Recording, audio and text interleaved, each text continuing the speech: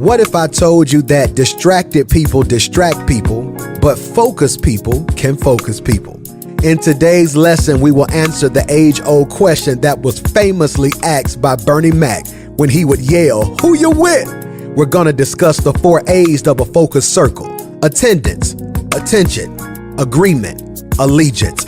If you're going to be in my life, I need to know who you with.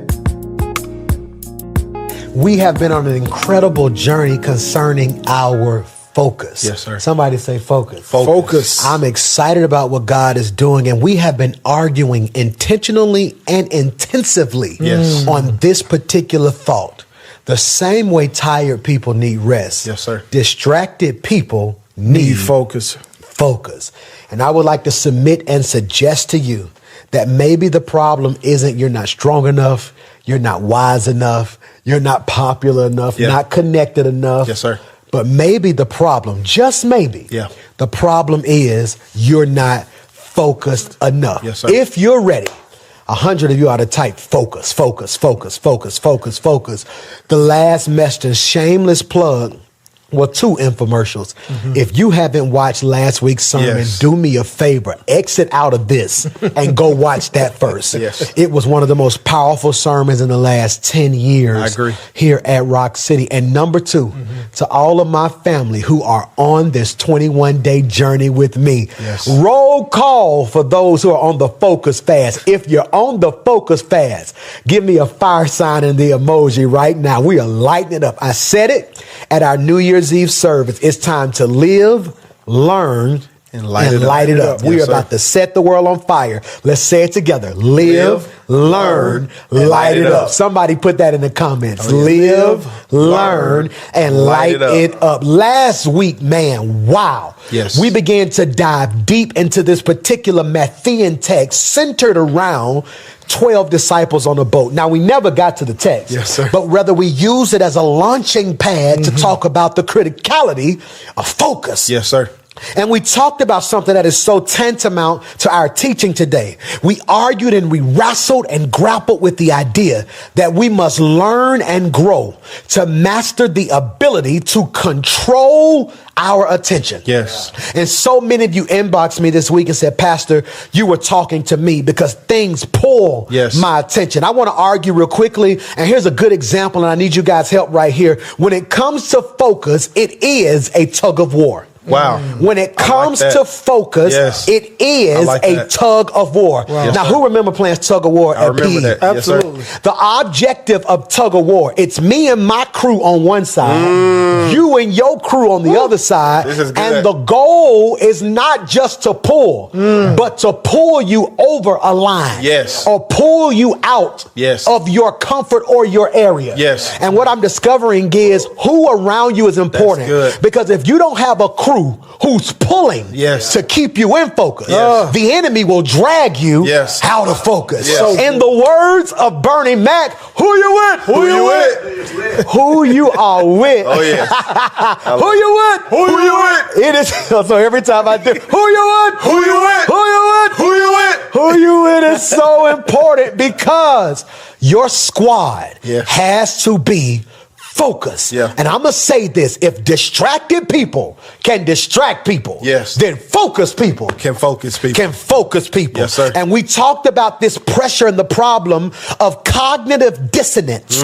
Cognitive dissonance, which means biblically, you're sort of what? A hypocrite. Now, quickly talk about and refresh their memory on cognitive dissonance. Cognitive dissonance biblically is what they call hypocrisy. Hypocrisy. It is when you say what you don't believe. Say it. Or do what you don't believe. That's right. And this is why many times when you say certain things in church where you're speaking by faith from your mouth, you may not get the results because you don't believe it in your heart. In your heart. Yes, sir. I love what the Bible says, and I hope I quote it right. I'm going off the top of my head. The refining pot is for silver, the furnace is for gold, but so does the Lord test or try the hearts. That's what it says. I never forget that scripture. I learned it when I was a kid at Vacation Bible School. Yes, the refining pot is for silver, the furnace is for gold, but so does the Lord test chest or try the heart.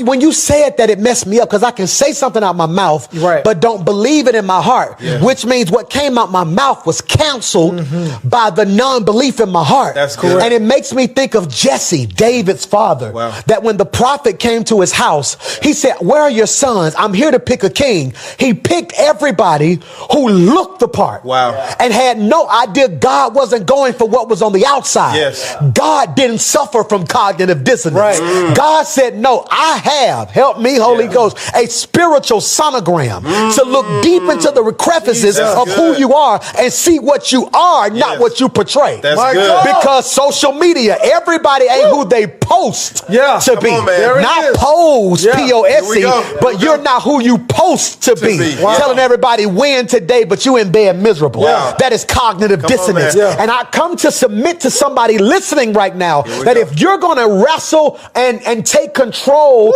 of your attention, somebody say control. Control. I have to take control Yes. Yeah. of my attention. It's good. found in two things. Say this with me. Say this with me. Yeah. Decisions and daily routines. Yes, sir. And we talked about last week Yes. the importance of decisions, Yes. but also the importance of having a daily routine. Show me what you do daily, and I will show you where you will be tomorrow. Yes, sir. Is that a safe statement? That's really So good. what are you doing daily? That's I good. mean, it's from the bottom of my heart. I've been working out daily, and shout out to James Fortune. James, our creative pastor, gave me something that was powerful. On YouTube are these little 30 minutes low impact workouts. I kind of have knee issues. You can see now if they zoom out, I don't even have a shoe on because sometimes my feet begin to swell. Too much information. Anyway, I had to find something I could do. Yeah. I refuse to allow my ailment to be a derailment. Oh, wow. I refuse to allow my ailment to be a derailment. Say that one more time. Say it again. One more time. I refuse to allow my ailment to be a derailment. Many of you right now have logical, good excuses. Yes. Yes, See, I'm not talking to the people who No. got bad, worthless Yes. excuses. Yes, sir. I feel like I'm pledging. Excuses are tools of incompetence built on monuments of nothing, and those who use them seldom amount to anything. Not those of you who are using worthless excuses, but those of you who have logical excuses, real life excuses Yes. or reasons Yes, sir. as to why you can't get something done, Yes, sir. but you make a decision Yes, sir. that in Decide. spite of what the logical excuse can be, Yes. I choose to do something different. Yes, sir. Good. Somebody jump on that right Yes, there. I love that. I love this piece on daily routine. Yes. We talked about this last week, so this is a bit of a recap. But that daily routine is really nothing more than a series of decisions. That's right. To stay focused. That as Yes. you travel throughout your day, throughout your week, throughout your life, that there's going to be opportunities presented to you to get distracted. But when you have a daily routine, you decide that I'm going to keep my eye on the prize. That's why the Apostle Paul says things like, forgetting those things that are behind, I Yes. press forward Yes. toward the mark. He Yes. says, I've got some realistic options. I love what Yes. you just said. There's some real things going on in my Realistic. life. When you engage that text, you find out that Paul was writing from a Roman jail. Yes. Whether he was under house arrest. He had a logical reason why he could get distracted, an excuse he can make to not get his assignment done. But he says, no, my routine, my decision says I'm going to forget and stay focused. That's so powerful. You said something that blessed me a second ago. You said it is a series Yes. of decisions. Yes, sir. And when you said series, I instantly heard the Spirit of the Lord speak to my heart and say the reason every week looks the same is because of the reason every week looks the same is because if your decisions don't change, every week becomes a sequel of the last decision. A sequel. It is That's a good. series. That's If good. you always think and do what you have always done and decide how you always decide, That's you will good. always get what you always always get. Yeah. And the secret to success is always found in our daily routine. That's it. I said it once and I'll say it again. You don't become successful in a day, but rather success comes daily. Yes, sir. And we have to be weary of what? Distraction. Yes, sir. We gave a beautiful definition on last week, and I really pray it bless your life. You see the countdown at the bottom of your screen. That's not the countdown to the end of service. That's the countdown to the recap. So hear me when I say this right here. A distraction is the destruction of your dream in slow motion. That's good. I'm going to That's say good. that That's again. good. A distraction good. is the destruction of your dream in slow motion. I saw something on YouTube. I'm running out of time with the recap. I saw something on YouTube that messed me up. My son, Miles, had my iPad, and I guess he was looking at cartoons, and on the bottom, I saw a video of a balloon bursting on a person in slow motion. I don't think you've ever seen that. Look at this. It's right there on your screen. When they drop it fast, all you see is the water. Yeah. But when they put it in slow motion, you were able to see the reverberations of how it took form and how the entire balloon actually went through the person and burst on the back end. See, slow motion gives you the ability, watch this, to see things you miss when moving fast. So slow motion is a benefit when you're in purpose and focus. But slow motion is a disadvantage or a disease when you're not in purpose. Painful. And what happened is it's a slow decline of what you believe. How do I know you're lacking focus and giving in to distraction? Because it's not like you put your dream down all at once. You slowly gave up on it. It went from wanting to be an entrepreneur to now I just want to get a good job to now I just want to go to work to now I'm just trying to retire. Because over time you became distracted. The distraction of not having enough money to start your business. The distraction of not having the help in your circle that you thought you would get. The distraction of the time never being right. And because you've given into that, you are now experiencing the slow destruction of your dream. Jesus Christ. But I came with a resuscitation. Yes, I don't know what that machine is called where they put it on you. Defibrillator. Defibrillator? I come with a spiritual defibrillator. Come on, man. Say, clear. Listen to what they yell when they try to bring something back alive. They yell, clear. I want to declare, when I say clear, I want you to type what's coming back. Clear. Dreams are coming back. Clear. Marriages are coming back. Clear. Families are coming back. Clear. Money is coming back. Clear. Peace is coming back. Clear. Joy is coming back. Clear. Love is coming back. I guess you ain't got nothing you want to come back, Pastor D. Your turn. Clear. My marriage is coming back. Clear. My children are coming back. My future is coming back. My destiny is coming back. My dreams are coming back. Hear me when I say this. If everybody in your house ain't shout, you with the wrong people, which is the topic of this sermon. Who you with? I want you to know that success will happen for you on the level that God desires you to get it, because you are maintaining your focus. Yes, sir. Ready, set, grow. When we tiptoe into today's text in Matthew chapter 14, we find a very powerful and popular story. It is the disciples on the boat, and a storm breaks loose and Jesus shows up. But before we can even get to that part of the story, we have to tiptoe back into verse 22, because I've always taught you that a text without context becomes a pretext, thus conning you out the truth. Yes, sir. So in other words, you can't preach verse 28 until you go back into verse 22. And in verse 22, it says, immediately Jesus made, or he forced the disciples to get into the boat. He forced them to get into the boat. And we want to stop right there, because two things we learned last week is Jesus dismissed and he sent. He dismissed the crowd, but he sent the disciples away. He sent them away because he realized I wasn't done with them. See, you dismiss those who are only there to get what they need. You send those who the relationship is reciprocal or it has purpose, which is why we keep saying, who you with? Because too many of you are dismissing people you need to send and sending people you need to dismiss. Because oftentimes we want to send to people who accentuate or complement our areas of distraction. See, we like hanging with people who fun, not challenging. That's good. So when comfort is the greatest enemy to your growth. That's good. People who keep you comfortable are killing you slowly. That's good. And the folk who challenge you irritate you because they're forcing you to grow when you want to just be comfortable. Talk about that, somebody. Iron sharpens iron. But the problem is most of us settle for plastic relationships. Jesus. See, some of the relationships you're in right now is not iron, it's plastic. Because when you're in an iron relationship, that's tension. It's violent. It's ugly. And you haven't had a true relationship until you survive survive some tests. Never call someone your best friend until they've handled you in your worst. Wow. Jesus. And so for me, I That's value having people who are not like me, because when God blesses you with people who have differences from you, you gain different perspectives. I love that. Yeah. I love that. Different perspectives and different lessons. Yes, sir. See, this is cold-blooded. We have a Christian school, and shout out to all of our students and teachers and faculty who are navigating this pandemic at Central Park Christian School, soon to be Rock City Preparatory Christian School. I'm excited about that. So hear me when I say this, and I pray it blesses your life. The same person who teaches math shouldn't teach English. Did you catch what I said? When I went to high school, I had a math teacher, an English teacher, a history teacher, Yes, sir. a science teacher, Yes, sir. and a PE teacher. Yeah. I had somebody for recreation, somebody for science, Yes, sir. somebody for English. Why? Good. That is indicative of my life. Yeah. That the different types of people I place in my life can teach me a different class. That's so good. If you have all the same people, you're learning all the same lessons. That's good. I'm talking Oh, to wow. somebody. If your entire circle is the same, Yes. you learn the same same lesson. thing. Yeah. And too many of us are too afraid to step outside of our comfort zone. Yes. And I'm trying to get you to realize who you with. Who you with? Determines who you become. Yes, sir.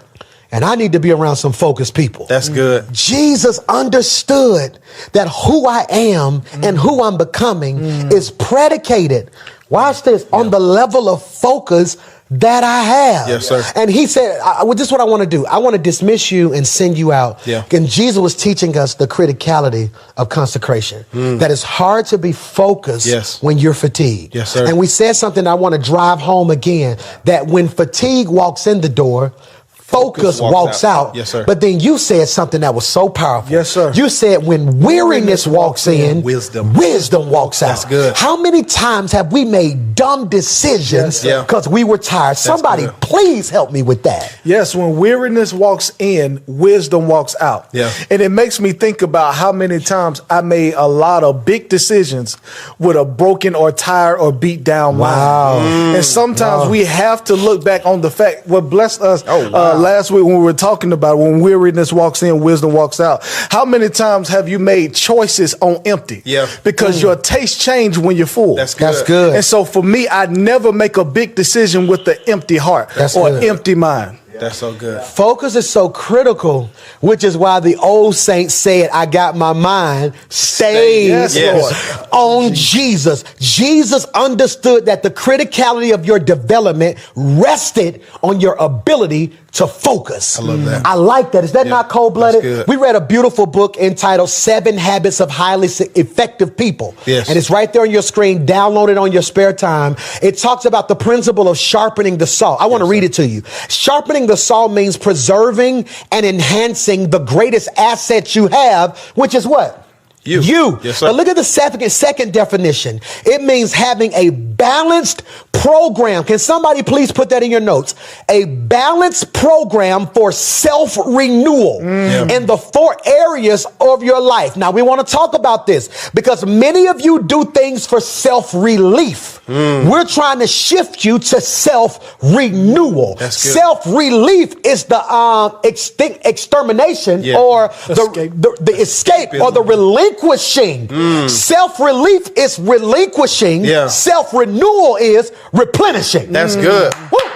That's good. Self-relief is the relinquishing. Relinquish. I'm Give it giving up. something Yes. up. You know, I need release. I tell you, here, you take this. Yes. You get the kids. Yes. You get the job. That's You good. no. Renewal is replenishing. That's so good. I don't need to see. What's the use in putting something down? Look at what Jesus tells. Look at what the Lord tells us in the Bible. Cast your cares Yes, sir. on me. Yeah. He didn't say just give me everything you got. That's good. He said if you give me your cares, Yeah. I'll give you beauty For ashes. That's good. Joy For sorrow. Then I'm going to give you the strength to put on a garment of praise for a spirit of heaviness. That's good. Did you catch what I just so said? good. Self-renewal. So we need a program. I want to talk about this, and I pray you can receive this when I say this, all right? What am I talking about? Focus requires prayer, planning, and preparation. Wow. We're going to unpack a couple of those for a quick second. I like that. Focus requires prayer, planning, and preparation. What are you talking about, PMJ? If we're going to be focused, if this is going to be one of the most focused years of my life, I have to be intentional about my focus. That's good. And if I'm going to be intentional about my focus, that requires me to be prayerful, planning, I love that. and preparation. Unpack either one of those. I like prayer, Okay. because we see Jesus practice this principle throughout his ministry. He shows us that when you're focused, you display consistency despite the circumstances. He would constantly break away so he could take time to pray. So in the high moments of his life, immediately before this, we see him feed 5,000 people. That's a beautiful moment in his ministry. He should be excited about that. He should be proud of that. But he breaks away so he can pray. At a low moment of his ministry in the Garden of Gethsemane, when all this pressure is on him, he breaks away so he can pray. Whether I'm up or I'm down, I should always be in prayer. And what's cool about that is we also see another principle. I'm glad you said that. You talked about the feeding of the 5,000. Yes. He feeds 5,000 plus. Yes, sir. That's just the men, not even counting the women And and he children. should be celebrating. Yes. But he breaks away to pray. Yes, sir. And gets his mind right. Yes, sir. But we also see, why does he pray at the end? Because he was focused enough to pray at the beginning. The Bible says he took the 2 fish and the 5 loaves, he broke it. And blessed it. And then he blessed it. Yes, sir. See, focus keeps you even. That's good. Wow. Did you catch that? Yes, sir. Whether I win or lose, I'm already grounded. Yes, sir. Focus, this is cold-blooded, That's is a good. type of grounding. That's so good. Focus is a grounding. Yes. Focus requires prayer, planning, and what? Preparation. Even for those of you on the fast, everybody on the fast, listen to your pastor right here. The reason you keep failing on your fast is because you have not sat down and had prayer, planning and preparation. Yeah. Are you praying the 3 times a day like I asked you yes. to pray? In the morning, 11:55 a.m., and at night before you go to bed. Are you planning your meal? Yes. Or planning to be out? Are you keeping certain things with you? Are you sir. packing your salad? Yeah. Are you packing your soup? And if you're not planning at work, all of a sudden I'm hungry. Yeah. I'll just eat what everybody else got. Yes, sir. Right. So now if you don't plan to fail, Yes. You plan if you You don't fail to plan, then you're planning to fail. Yes, sir. So and preparation. Yes. It's meal prepping. Yes, sir. It's Yeah. making sure I set my alarms. Yes. It's making sure I'm surrounded by people who will keep me accountable, because focus requires strategy. Yes. Jesus knew 3 things. He needed time alone with God. He needed to be renewed and strengthened. Yes. He was physically exhausted. He needed to recover a clear perspective for his mission. That's good. That's important because he was mentally exhausted. Watch this now. And he needed to be recharged with God's power to do God's will. He was spiritually, you want to jump in Can there? I jump in there? Come on. He needed to be reminded of the mission, right? I found out that calling creates clarity. That when I'm operating in my calling, I automatically become clear. It's like when you take a picture on your iPhone in portrait mode. If you're too far away from the object, your phone tells you get closer. Jesus. Move closer to the Jesus. object. And it's the closer you are to what you're called to do, the clearer things become. See, when I'm unfocused and I'm away from what I'm doing, the other day you sent me a quick voice note, like, hey man, what you doing? We getting back in it. Like, I need you up here. And immediately I took that as a call. I got to shift back. That's good. It called me. And because I got the call, I was able to get clear. That's cold-blooded. Yes, sir. I have to get closer. Yes. The closer you get, the more clarity you get. Yes, He sir. had to be reminded of his what? Mission. Yes. Many of you feel unmotivated and out of purpose. And what's my purpose? And what's my reason for being on this That's world? good. What's my reason? What am I supposed to do? I'm lost. And it's simply because you may not be close enough. Yes. It's hard to be focused at a distance. Wow. Yes, sir. That's crazy, That's ain't so it? good. It's hard to be focused At a distance. He had to be reminded of his mission. It's so cold-blooded, even when we talk about preaching together, you know. And you know this, man. Of course, I know Tuscaloosa probably missing. You preach by yourself. I have certain members like, Pastor, when you just gonna preach? Yes, sir. You know, they want me to stand flat-footed and Oh, preach. yeah. Now, that's good preaching Yes, right sir. there. You feel me? But all of us have to be reminded of the mission. Yeah. The mission is to win souls and make disciples. Yes, sir. And right now we're in a season that when the battlefield changes, the mission and the plan should. See, let me free you real quickly. Never change the goal, just upgrade the plan. That's so good. That's Never so change. good. The goal is for you to become the best you can be. Yes. And because COVID has hit and we're in a pandemic, I tell you what, let's not change the goal. Yeah. Let's just tweak the mission That's so or good. the goal Yes. on how we get what we're doing done. Hear me when I say this. I'm going to go real fast. He needed to be renewed and strengthened. That's physically exhausted, Yes. mentally exhausted, spiritually drained. Yeah. And I love how the Message version puts this, Matthew 14:22. As soon as the meal was finished, he insisted that the disciples get in the boat. Yeah. And go ahead of them to the other side. If 2021 is going to be the most focused year of your life, or the most focused year to date of your life, the question must be asked, who you with? Yeah. Who you with? Who That's you with? critical right there. Yes, sir. That's what I want to push you on today. Who are you with? Because if distracted people can distract people, Yes. focused people can focus people. Yes, sir. I want to do this juxtaposition today, and I want to talk about the 4 A's of a focused circle. Yes. I want to be very clear about what I'm about to say. If you know in your heart that the people you love being around aren't focused, you want to turn the message off now. Wow. Because by the end of this message, either you're going to be with them, Yeah. or I'm going to confirm it's time to dismiss them. Yes. Because where you're going is too vital for you to be surrounded by Yeah. distracted people. Yes, sir. The 4 leopards were connected to the right people. Yes. They were on one accord, Yes. so they all got what they needed. Yes, sir. They were on one accord, so they all Yes, sir. got what they needed. Yes, sir. And I want to submit good. to you, if your circle isn't focused, it's going to hinder who Wow. God is calling you to be. That's so good. The 4 A's of a focused circle, I'm going to give them to you real quick, Yes, sir. and then we'll come back and unpack them. Attendance, attention, agreement, and allegiance. Yes, sir. In that order: attendance, attention, agreement, and Allegiance. Attendance, being present and on time. Yeah. Attention, being alert and aware. I love that. Agreement, being aligned and in sync. Allegiance, being entrenched and unmovable. Wow. I'm going to say it again. Go back. That's so powerful. Attendance, being present and on time. Yeah. Attention, being alert and aware. Agreement, being aligned and in sync. And allegiance, being entrenched and unmovable. Yeah. If you don't possess all 4 of those in this season, you can't be in my circle. That's good. Hear me when I say that. I am trying to accomplish too much to be around people who don't have the whole package. That's so good. Hear me when I say this. Attendance. Yes. Somebody say attendance. Attendance. Attendance means being present and on time. Being present and on time. This is so cold-blooded, and I want to set the groundwork so you guys can help me teach this thing. sir. I never forget, I had to be on stage at 7 p.m., and whenever we out on the road, we would do lobby call. Lobby call would be at 6 or 5:30, because we had to get there in enough time to do sound check, find where we're going, Yes, sir. get comfortable, pray so we can be prepared to perform. Yes, sir. And I never forget, we're getting ready to go. Jacqueline Carr is about to perform.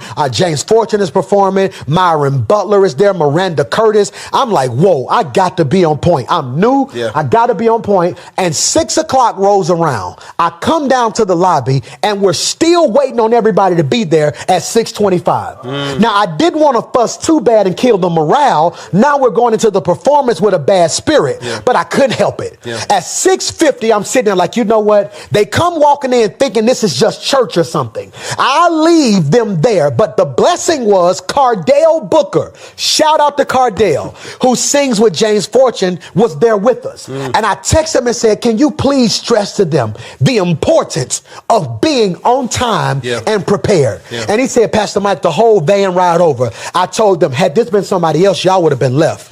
Had this been somebody else, not your pastor, they would have never invited you to nothing else. Wow. When they say they ready to go, you got to be ready to go. time to go. Conversely, we got there and didn't have a sound check. So the first song, I kind of had to fight my way through it to get the sound I wanted, all because the people I needed weren't in attendance. See, attendance is not just your presence, it's also your position or your disposition or how you come. It's being present and on time. That's good. And sadly, this touches those who are either missing strategically or supernaturally. That's good. Wow. There are people that are missing in your life. I want to say this slow. There are certain people missing in your life. There are certain people missing in your life, either strategically or supernaturally. That's good. Strategically means they're intentionally missing to evade responsibility or assistance. And that's dangerous. They are strategically missing the most pivotal moments of your life, not answering your call because they know they probably going to want some money or avoiding you because they know information breeds obligation. If I tell you something, I am them expecting you to do something. Yes. Information breeds obligation. So if I say things like, man, I ain't got nothing to eat, I feel obligated now to make sure you eat something. Yes, so they strategically, Yes, sir. oh, I'm preaching. Avoid the information. Strategically avoid it. So they can avoid the obligation. Based off of past experience, though. That's so good. So they realize, okay, around this time of the year, they get depressed. That's So I ain't gonna answer the call. I ain't got time for good. it. Or supernaturally missing, meaning God removed or hid them for His glory and your development. Who said this boy or his parents that he was born blind? And God said, no, his blindness was strategic. So I could get the glory. Yes, sir. I want to talk about this attendance. Why is attendance so vital? I think this is good, Pastor, because you broke this down by saying that it's being present and on time. Yes. I found out in college, I was always late to class. And I had a conversation with one of my professors, said, well, I'm going to have to take some points off your grade because your attendance is bad. I said, well, Professor, I haven't missed any days. I'm here. She said, no, you're present. You're late. But you're always late. See, there are some people who think that they're present or they're in attendance in your life because they always show up eventually. Sometimes it's important to be on time, not to just be present. Can I fix that? Come for on. you? And then you pick it back Help up. me. They show up eventually. Yes. When true covenant shows up intentionally. That's critical. Eventual versus intentional. Talk about that. Eventually versus intentionally. It's this whole idea of I'll get there when I get there. So here it is. In this season of my life, if I'm going to be connected to you, I need for us both to have mutual priority in each other's life. See, eventual thinking is the arrogant assumption that you'll be all right. It is the arrogant assumption. We got time. You'll be all right. You got time. Hey, this is what they always do. Intentionally is no, I got to get here because I know there's something that God. See, there's a difference between being late and fashionably late. See, people are late. God's fashionably late. Because somebody's going to look at this and say something like, well, God didn't show up till I need. No. See, God said, no. Lazarus is dead. Had you been here. Immature thinking. Had you been on time. He wouldn't have died. But God said, I wasn't here. I'm late. You think I'm late for the healing when I'm on time for the resurrection. Jesus. Because Jesus shows up fashionably late. I'm going to take you way back to everybody who used to club. And to some of y'all who still club. If you're a good clubber, if the party start at 10, you do not show up at 9:30. Oh, no. Talking about I want to be intentional about coming to the party. No, sir. If the party start at 10, you don't get up till 9. They don't show up to the apartment till 11. And you don't come to the apartments. Midnight. To the apartments. You don't come to the apartments. You don't come to the apartments till 11. You don't put your clothes on till 11:30. Then 12 o'clock, you roll in like we here. Why? My fit is too dope for everybody to miss it. Because when I walk in, I got to make an entrance. See, God shows up fashionably late because he's in control. People show up late.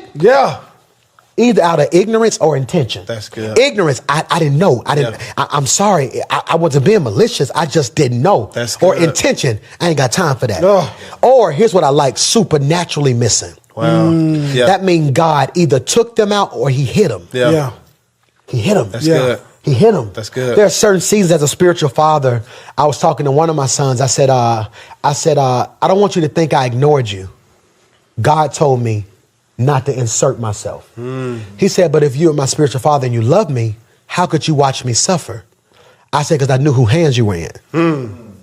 If I walk by a cocoon and see a caterpillar struggling and feel sorry for the caterpillar and open it up, I just cut his destiny off. Never become a butterfly. Because it was the struggle that helped his development. The strength. That's good. See, sometimes people are not in attendance because it's supernatural. That's cold-blooded.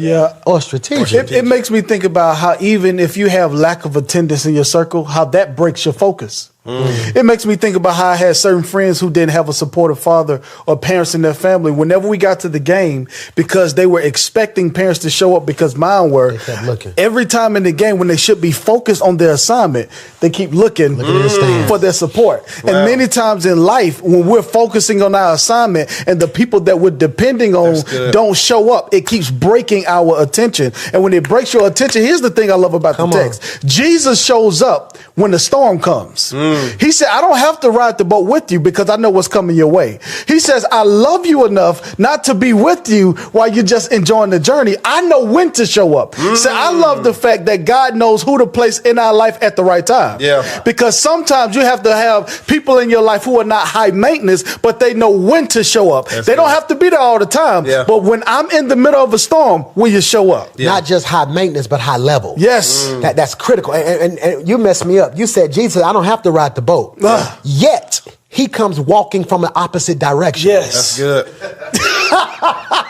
Without their transportation, he's already doing it better. Yes. Because he was consecrated pre-storm. Yes. See, if you wait to pray when you get in the storm, sometimes it's too late. Yes, sir. I heard you say this years ago. You looked at me and you said, Hollis, you'll never be powerful publicly Until if you you're plug not in. plugged in privately. Come on, man. Yes, sir. Attendance. So the first A that I want you to examine your circle. This is a focus circle, not just friends. If you want your squad focus, and you may need to tag everybody you love right just now getting ready to say and that. say, you need to listen to this word. Because we're finna do some big things in our life. Our whole circle, everything attached to me winning this sir. year is attendance. name. It's being present and on time. Present and on time. Present and on time. Present and on time. If they're going to be in your life, be real. See, disagreements shouldn't be grounds for dismissal.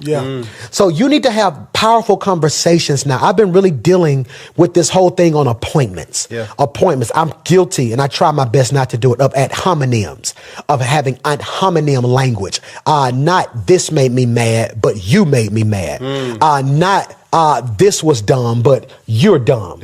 I try my best. When I get upset, I say things like, I can't trust none of y'all. And I don't mean that, or I don't mean it, but sometimes distraction has a language. Wow. That's good. Wow. Distraction You gotta has sit a right there. language. Jesus. Distraction has a language. And what we have to realize sometimes is, if the ear is the birth canal to your spirit and your circle is not what you need, your frustration with your circle that you verbalize out your mouth impregnates your own spirit. So now you're speaking damnation on your own life that you never would have spoke had you eliminated wrong people and adopted the right people. That's good. My goodness. Michael, who's in attendance? Yes. Who you with? Who you with? Who's in attendance? That's very vital. Who's in attendance? Number 2, let's keep going. If they're in attendance, how's their attention? Wow. If they're in attendance, how's their attention? Attention defined by us means being alert and aware. Being alert and aware. I'm reminded of the story in Matthew chapter 26. Jesus goes to the disciples and say, I need y'all to pray. Yes, sir. Something's coming. I need you to pray. Then when we find them in verse 40, he returned to the disciples and found them where? Asleep. Yes, sir. They're in attendance, but they're not doing what? Paying attention. Yes, sir. He said to Peter, couldn't you watch with me even 1 hour? Leave that on the screen right there, because I want to show you something. I really want to show you something. Look at verse 40. We're going to read it together, and I want to see if you two catch it. Then he returned to the disciples and found them asleep. And then said to them. No. That's it. Said to the disciples. No, Nope. sir. He said to who? Peter. If everybody sleep, why Peter getting called out? Because Peter is the leader. Yes. Peter carries a different oil. Yes, sir. Wow. Peter is the one that once Jesus is gone has to take up the mantle and of leadership. Yes, sir. So just because everybody sleep, I ain't gonna address them. I'm gonna address you. And in my addressing you, they gonna catch it. That's good. This is for those of you who's been saying, why I gotta be the one I'm to the catch one. him. Yes. Why I'm the one gotta go through sir. something. Why I'm the one? Because you, Peter. Yep. Woo! You, Peter. You don't even understand that your statement answers the question. Why I'm the one? Because you're the one. Because you're the one. Why I'm the one going through? Because you're the one. You're the one. Why I'm the one always heartbroken? Because you're the one. That's it right there. Peter, look at what he says. Look at verse 40. He says, when he returned to the disciples and found them asleep, he said to Peter, couldn't you? Yeah. That's personal. That's good. Couldn't you watch with me even good. 1 hour? Look at verse 41. I'm getting excited. Keep watch and pray, Yes, sir. so that you will not give in to distractions Yes, sir. or temptation. Now, sometimes, sooner or later, we're going to have to talk about the correlation between distractions and temptation. Yeah. Because I personally believe they're twin sisters. Yes, sir. That's good. I believe distractions got a twin sister or a twin brother named temptation. Yeah. He said, keep watch and pray, stay in attendance. Wow. And attention. Yeah. So that you will not give in to temptation. That's good. For the spirit is willing, but the flesh is what? Weak. Unpack that, D. The spirit is willing, but the flesh is weak. Many times you lack focus because you're so busy feeding your flesh and not feeding your focus. Wow. And what happens is when you come to church or you come to the stream, we may say, lift your hands. We may tell you to fast. We may tell you to pray. Yeah. Yes, we're telling you to do a physical thing, but sometimes it's a physical thing that's a spiritual exercise. So when you learn how to lift your hands, what you're exercising in your spirit is to tell your flesh, even though you don't feel like lifting your hands, your spirit is saying, no, you're in control. Flesh, shut up and let me run this race right here. Yeah. Now, what I love about what I love about this too is how they failed to pray with Jesus for 1 hour, but they pray on Pentecost for 10 days.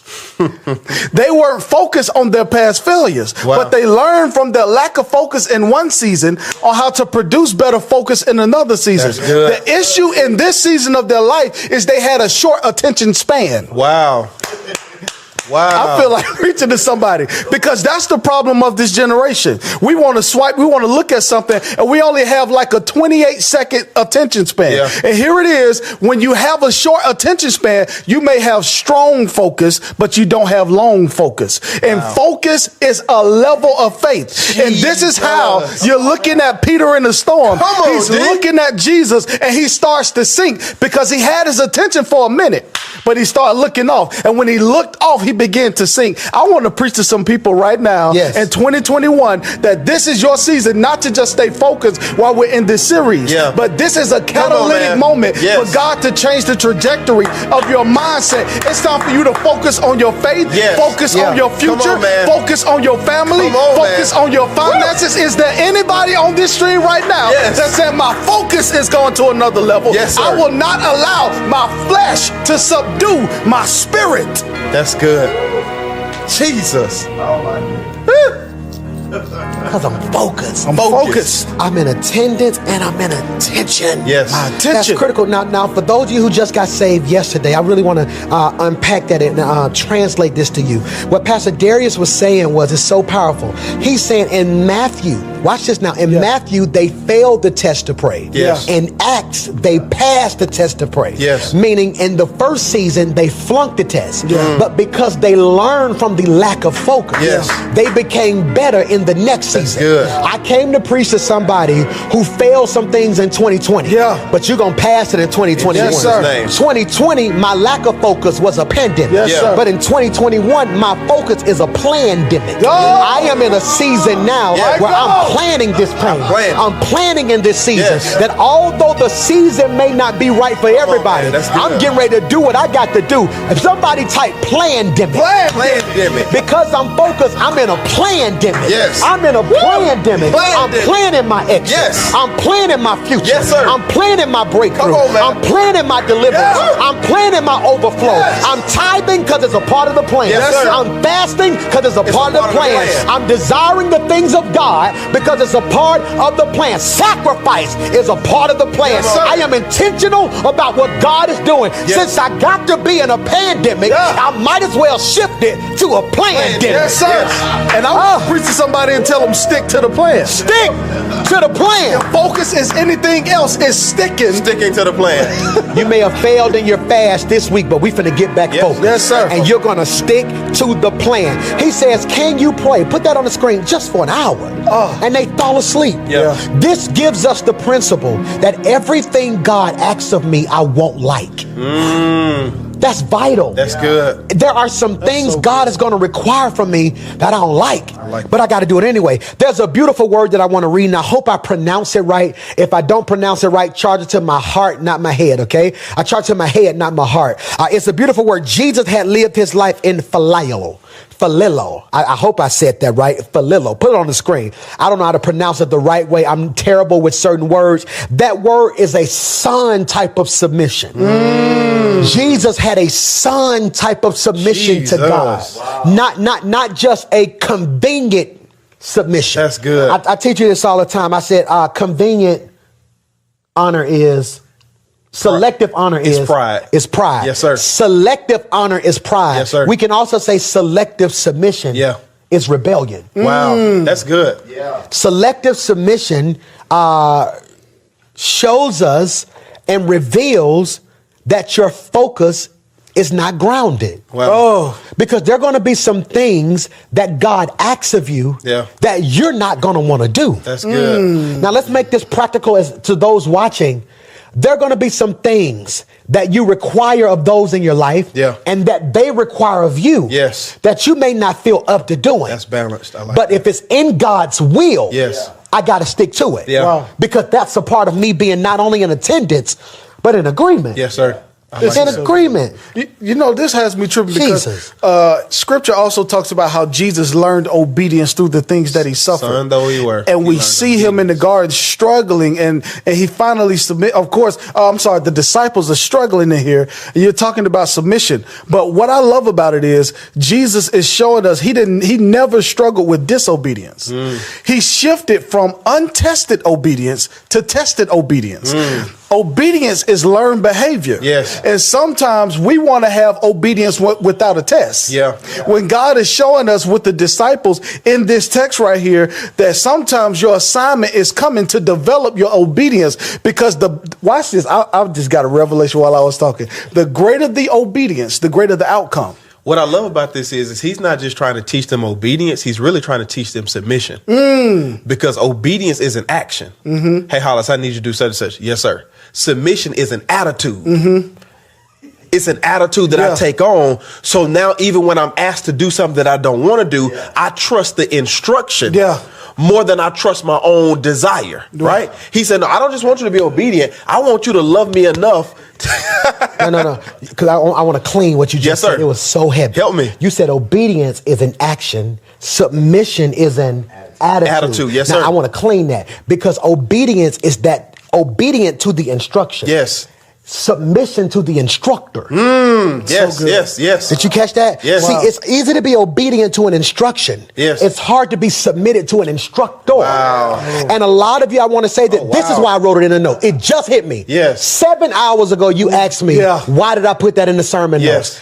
Whoever's voice, I got to read it. Whose voice do you respect and trust? Wow. That's why that was in the notes. Yes. Because I wanted you to see that it's one thing to get an instruction. Yes. But show me who voice you respect. Yes. I will show you the level of your focus. That's good.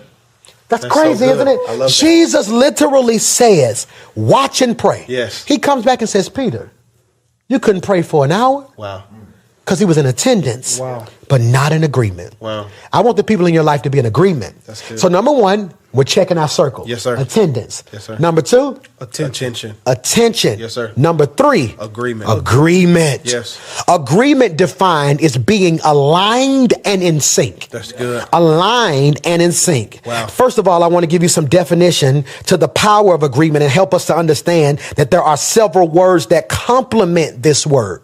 I want to give you a couple words that complement agreement. Wow. Harmony. Any words you want, let me know. Harmony, accordance, similar in thought or feeling, unity. Now I want to talk about agreement real quick, and I'm gonna let you guys jump in there. Why we picked the word being aligned and in sync. Right now, if I take my hands, let's practice. I like practical examples. Have you ever been in your car And as long as you held the steering wheel, Yeah. your car went straight. But the moment you release control, Yeah. it veered. And you realize your car needed an alignment. Yes. Your car needed an alignment. Yeah. So what happens? What is an alignment? An alignment means your right tire Yeah. and your left tire aren't in Yes. agreement. Yes, sir. That's good. Your car is properly aligned when it all is in what? Agreement. Agreement. Whenever there is no agreement, there is a fight. Now, who suffers? The actual car. If the right tire and the left tire and the back tire and the front tire are not on one accord, Yeah. the person in the car feels the disagreement. Wow. Jesus. Proof of the disagreement is the fact that if you got to keep your hand on it, it won't work. Wow. If you got to be in my presence for us to always get along, that is proof we are not in agreement. Wow. Because true alignment works whether I'm in Baltimore or Birmingham. My Wow. God. That's Did you catch what I just said? It's true alignment. Yes. I'm at the office right now recording. Yeah. Ladies at home with the kids. Yes. If she tell the kids to go to bed, Yeah. they know they better not call and ask me not to go to bed. Because whether I'm in the house or at work, me and their mama In agreement. Yes. I'm preaching to somebody. I just That's hurt my good. hand. I'm preaching to somebody right there. I need to be in what? Agreement. Yes, sir. Somebody talk about the power of agreement. I love this because, and we talked about this the other day. How can two walk Unless they Agree. Yeah. Right? It's this. You just painted this picture of I'm trying to go left, they're trying to go right, and that's what many of our friendships look like. That's what many of our relationships look like when we realize that we've connected ourselves to people that are honestly headed in a different direction. This is why, Pastor Howard, I'm sorry for cutting you off. This is why it's so hard for some of them to fast. Yes. It's because they decided to fast. Yeah. The circle said go somewhere with that. So now when you go around them, their disagreement is always pulling you out of God's presence. And it's a tug of war. We talked about The that tug earlier. of war. And in a tug of war, either I'm going to pull you over here or you're going to pull me over there. And too many times I keep getting pulled over there Unequally because yoked. we're not in agreement. It's being unequally yoked. Yes, sir. It's being unequally yoked. What's critical about this, and I pray you catch this, growing up, I love wrestling. Right now, I got that wrestling app, the WWE app, and I'm watching The Last Ride by Undertaker, chronicling his retirement. Yeah. I just love wrestling growing up. Remember, D, we used to go to the movie store right there in Inslee across from Western Hills Mall, and we used to rent Royal Rumble and WrestleMania and Bret Hart and the Ultimate Warrior. Sir. I never forget when we got older. Back in the day, it was either tag team. Tatanka. Back in the day, it was either tag team, one-on-one, or Royal Rumble. Royal Rumble, yeah. We got older, they introduced handicap matches. Handicap matches were 2-on-1. Yeah. No, in other words, it's us two versus you. Yeah. See, a tag team match means when I got beat, you remember this, they getting beat, then a man in the corner like, tag me in. Yes, He right. tagging his partner to catch his breath. Yeah. When your circle is not focused, it places you at a disadvantage. So now not only you fighting the devil, you fighting your own demons. Jesus. You fighting your past. You fighting soul ties. Jesus. And if your circle is not equipped to fight with you, you getting jumped. Jesus. If your circle ain't fighting, you getting jumped. We had one rule growing up. If one fight, Everybody. all fight. Yes. I don't care if it ain't equal. Yep. If your brother's swinging, you better swing. Yeah, too. Too many of you keep getting jumped by your past. The devil and your demons keep jumping you. Your Jesus. soul ties and your insanity and your insane thoughts are jumping you. Yes. I'm trying to get you to a place in your life where the people in your life are in what? Agreement. Agreement. Yes, sir. Agreement. If I say Agreement. we fasting, we fasting. Yes, sir. Yes, sir. If I say we're staying focused, as you will staying focused. You can't say I ain't clubbing, but the whole squad clubbing. Yeah. They're going to pull you. Yeah. Agreement is so powerful that in Genesis chapter 11, verse 1, 1. Unity. Yeah. Three ones that equals 3, the signature of God. Yeah. In Genesis 11:1, we see the Tower of Babel. Yeah. Now the whole world had one language. Wow. And because they had one language, whatever they put their mind to do, Yes. because they were speaking the same same thing, language. they could accomplish it, which lets me know focus in my circle is a conversation. Yes, sir. It has a talk. We must be focused in our talk. That's good. How I'm going to grow if all of us talking about the past. Jesus. Because the people in the Tower of Babel, they wanted to build a tower. Look at how demonic and sick and sadistic this was. Wow. They decided to build a tower all the way to heaven. Wow. But because they were saying the right thing, it was being accomplished. Yes. So God, because he can't break a principle, had to interrupt or destroy their conversation. Their agreement. Wow. He had to break their agreement. Yeah. God said, no, if y'all in agreement, it's going to get done. Yes. I got to find a way to break the agreement because even though you're doing a wrong thing, the principle still works. Yes. Exactly. Talk about that. What I love about this is the power of agreement. I'm so glad we're not rushing past this because last series we talked about 4 lepers who were in agreement and they began to scream. And the text says, watch this, immediately as they were walking, they began to see that they were healed. And then when you fast forward in the book of Acts, you see a man named Paul and Silas in prison, in agreement, praying and praising together. And the text says immediately. Doors begin to open, chains begins to fall off. And in Pentecost, you see the believers in one room on one accord. Yes, sir. And the text says suddenly. Wow. A mighty rushing wind. See, what we have to understand is this.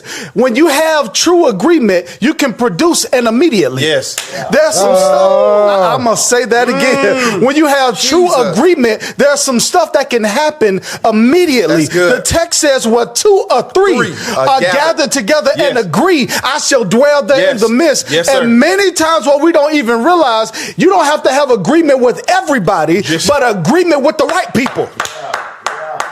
That's right people. And I like what you just said. It's agreement with the right people. Yes, sir. It is agreement with the right people. He said agreement can get you an immediately. Yes, sir. And there are times when agreement gets you a gradually.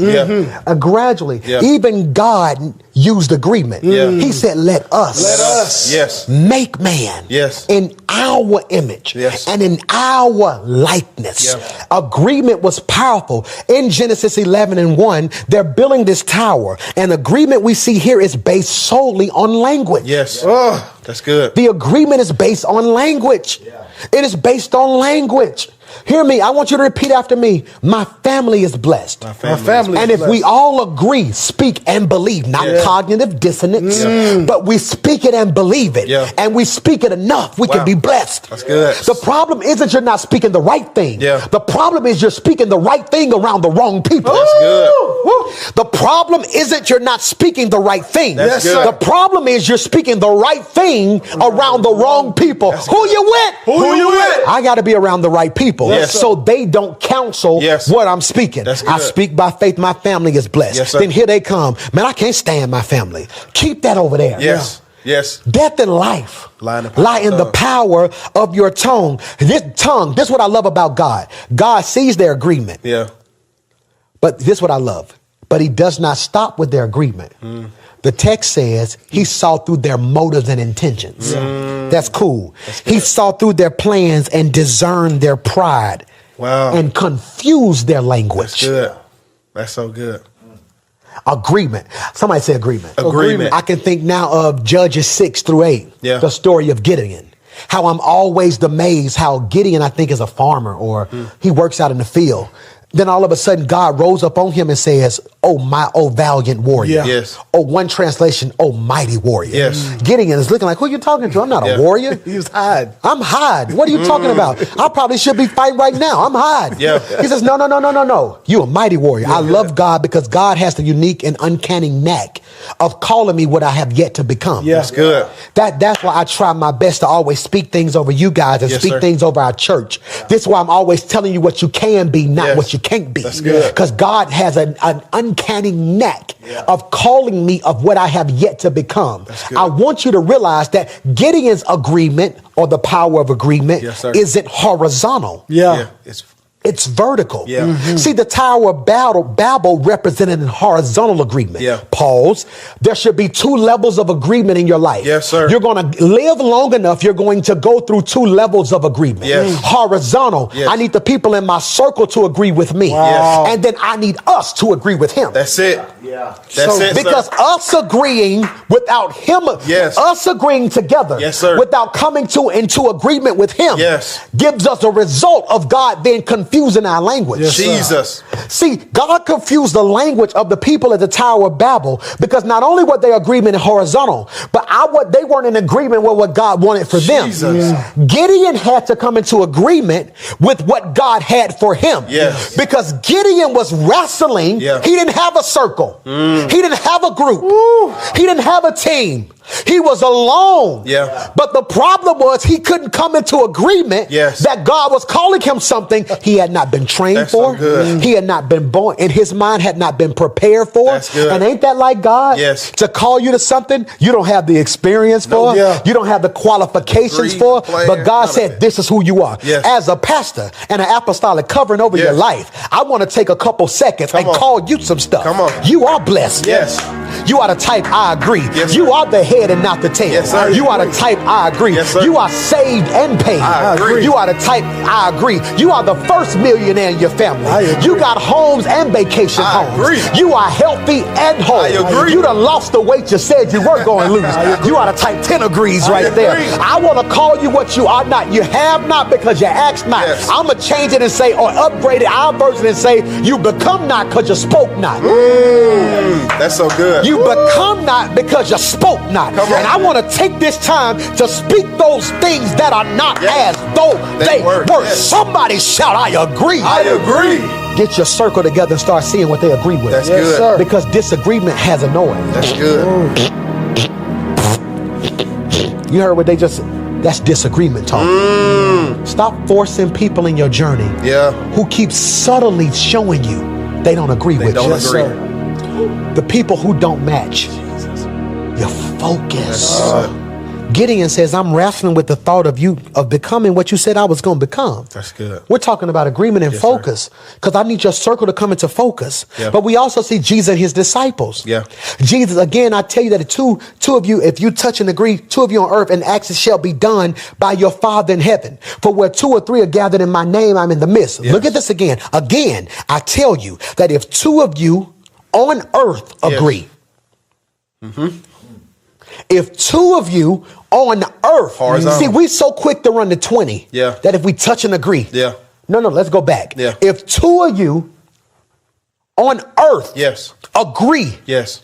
about anything you ask for, it will be done for you by my Father in heaven. That's good. James, we can agree, come into agreement Come on, and man. fix some stuff. Yeah. Yes. Yes. I'm finna get in trouble. That's good. I'm finna get in trouble. Say it. I'm finna get in trouble. What if COVID is still here? Because we can't even come into We agreement. won't agree. We busy fighting over who the president is. Yeah. And storming White House and Yeah. storming Capitol Hill. Yeah. And talking about race relations and pro-life and abortion. Yeah. When we need to take some time and just come into agreement. Agreement. Yes. That's good. Mankind failed because of disagreement. Jesus. Adam got an instruction Yes. that he didn't properly share with Eve, or he didn't stand on with Eve. Yeah. I don't know if he told Eve the whole thing. I don't know if he said, baby, we can't touch this. Yeah. Either way, Yeah. when Eve got out the way, mankind didn't fall when Eve did it because Eve didn't get the instruction. Oh, wow. Adam came into agreement. Yeah. Adam had an agreement with God. Yes. And just because my family failed, Yeah. because I'm the one who's carrying the note, Stay in agreement. Yes, sir. I can stay in agreement. I can pull you out of disagreement. Back into I can bring you Yes. Back into agreement. into focus. Yes. Because Man. focused people can focus people. Yes. That's good. But in this case, Yeah. because Adam wasn't strong enough, That's good. distracted people Distract. people. brought him out of focus. That's so good. He says, I tell you again, if two of you ask of anything on earth Yes. and agree about it, my heavenly Father gonna do it. Yes. But verse 20 says, for where two or three come together in my name, Yes, sir. there I am with them. there. Even though this passage in context is about forgiveness, it highlights the power of agreement. Yes. I love that. Attendance, Yes, sir. attention, Yes. agreement. I want to throw something out there and we're running out of time, but this is so good. If this is good, just type, keep going, keep going, keep going. I want to talk about, I was praying and I said, God, I want to teach on the principle of agreement. And the Holy Spirit said, flip it. I said, flip it. And I typed in Google, agreement in principle. An agreement in principle is a written estimate from a mortgage lender giving you an indication of how much money you can borrow. Wow. I want to make that spiritual. Agreement in principle spiritually and with your team is a written or conversed estimate of how much latitude or pain I can give you for our particular relationship. Wow. It is an understood agreement that I love you, but here's the line of how much of my patience you can borrow before I got to go another way. Wow. It is an agreement in principle. Adam had an agreement in principle. Wow. You can have everything but that. Don't have that. Yeah. That's good. The moment you touch that, you default on the agreement. Yeah. And when you default on the agreement, that's good. Watch this. The mortgage means I'm going to give you a little bit of it with a little interest monthly till I pay it off. That's good. But when you default now, because you didn't keep the agreement, I need the whole thing. Wow. Either give it to me or I can no longer trust you to do monthly. Yeah. I can't waste my time. Yeah. Or in other words, your actions have proven that I can't expect much from you. Wow. I wonder who in your life has Jesus. proven that you shouldn't expect much from Yes, sir. you. Who's proven that I've given you grace after grace. I done took the note and put it on the back end. I done allowed you to miss a couple payments. I did forgiveness. Yeah. I done paid a couple for you. Wow. At this point, it's time to default on this relationship. Yeah. Default on this friendship. Yeah. Because you are now becoming a hindrance to what God desires to do in and through my life. Jesus. I'm checking my circle. Yes, sir. Because everything around me needs to be focused. Yes. I'm going to go out on a limb and say, even if you're not strong to cut everybody out, you at least need to have the courage to say over the next 11, 13 days of this 21 fast, please don't contact me. Yeah. I love you, but you got a reason. Yeah. I'm fasting. I'm focused right now. Fasting. I'm focused. We can't sleep together. It's against the fact. I can't do it. Yeah. It's a principle of agreement or agreement in principle. Yeah. Let's go through them again. Let's get them out of here. Attendance. Attention. Attendance. Yes, sir. Attention. Yes, sir. Agreement. And lastly, allegiance. Yes, sir. Allegiance defined as being entrenched and unmovable. Entrenched and unmovable. Yeah. That means after you come into attendance and you pay attention and you come into agreement, now stick with me. Yeah. There should be some allegiance. Be ye steadfast. Yes. Yeah. Unmovable. Oh, Always abounding Yes. in our contract. Yeah. See, the Bible isn't just words. Yeah. It's the contract on how to get through this life. It's an agreement. See, because the problem with most people, this might be the greatest distraction that the world is facing right now is the deception that this is home. Oh, wow. The Bible is your contract on how to get home. When you ignore the contract, you make here your home permanent. Jesus. When it's only temporary. And this earth and vessel. Yes. Every agreement that we come into and everything God desires for us in our lives, we can find in the Word of God. Yes, sir. The problem is we're not steadfast. Yes, sir. Unmovable. Unmovable. Pandemic happened, be steadfast. Yes. If they lay you off tomorrow, be steadfast. Yes, sir. That's if it they right walk there. out tomorrow, be steadfast. Yes, sir. I'm tired of, and somebody's going to feel this, and I hope I can be conversant about how I feel, articulate. I am tired of being loyal beyond the point to you. And you can only be loyal to a point. For me. man. yeah. Jesus. That's critical, ain't That might it? be the best thing you said all day. That's Jesus. crazy. That's good. And this is I'm going to put y'all on the spot. Now, this is powerful. No matter how bad we fall out, we owe it to the people who are watching our messages. Yes, sir. To grow out of our immaturity. Yes, sir. And sit down and talk, because too many lives are at stake. Yes, sir. For you to just walk away. 100%. I got to stop before I go into some stuff. Yes, sir. But I mean it's because, again, I'm trying to get us to a place where we realize This ain't a game. Yeah. We can't preach this and not be tested on it. That's good. I want people in my life who are unmovable. I'm not talking about staying with somebody who's extremely toxic. Yeah. I'm talking about if I'm pursuing health. Yeah. You should be right there unmovable. Yeah. Now keep in mind, you asked to be in my life. Yes. That's Ain't it good. crazy how people ask to fight to be in your life and then blame you for expecting them to stay? I'm preaching whether, or if things shift, be honest enough to come to me and say, I'm no longer I'm no longer at the level of allegiance. Yeah. So you need to properly move me out of the circle. Yeah. Because we understood, and I taught on this shameless plug. Go to the app and watch Levels. Yeah. Yeah. I talked about how God dealt with people on levels. Yeah. The 5,000, the 500. It was 5,000 that he fed. That's one level. Yeah. I'm going to just give y'all blessing. They're only there for the loaves and the love. All they want is the loaves, the 2 fish and the 5 loaves. They want miracles, the 5,000. Then you got the 500. He tells the 500, get ready. I need y'all to go here because Pentecost finna break loose. Then once we get there, it's the 70. Yeah. Because out of that, all 500 didn't go. I think only 70 went, if I'm not mistaken. 110. Only 110 went. And they got there and boom, the power of the Holy Spirit begins to go and boom, Holy Spirit descends like fire and rests on them and all that good stuff. Then all of a sudden he says, out of the 70, give me the 12. Give me the 12. Yeah. Give me the 12, okay? Give me the 12. These are the disciples I'm going to touch personally. Yes, sir. This is my focused group.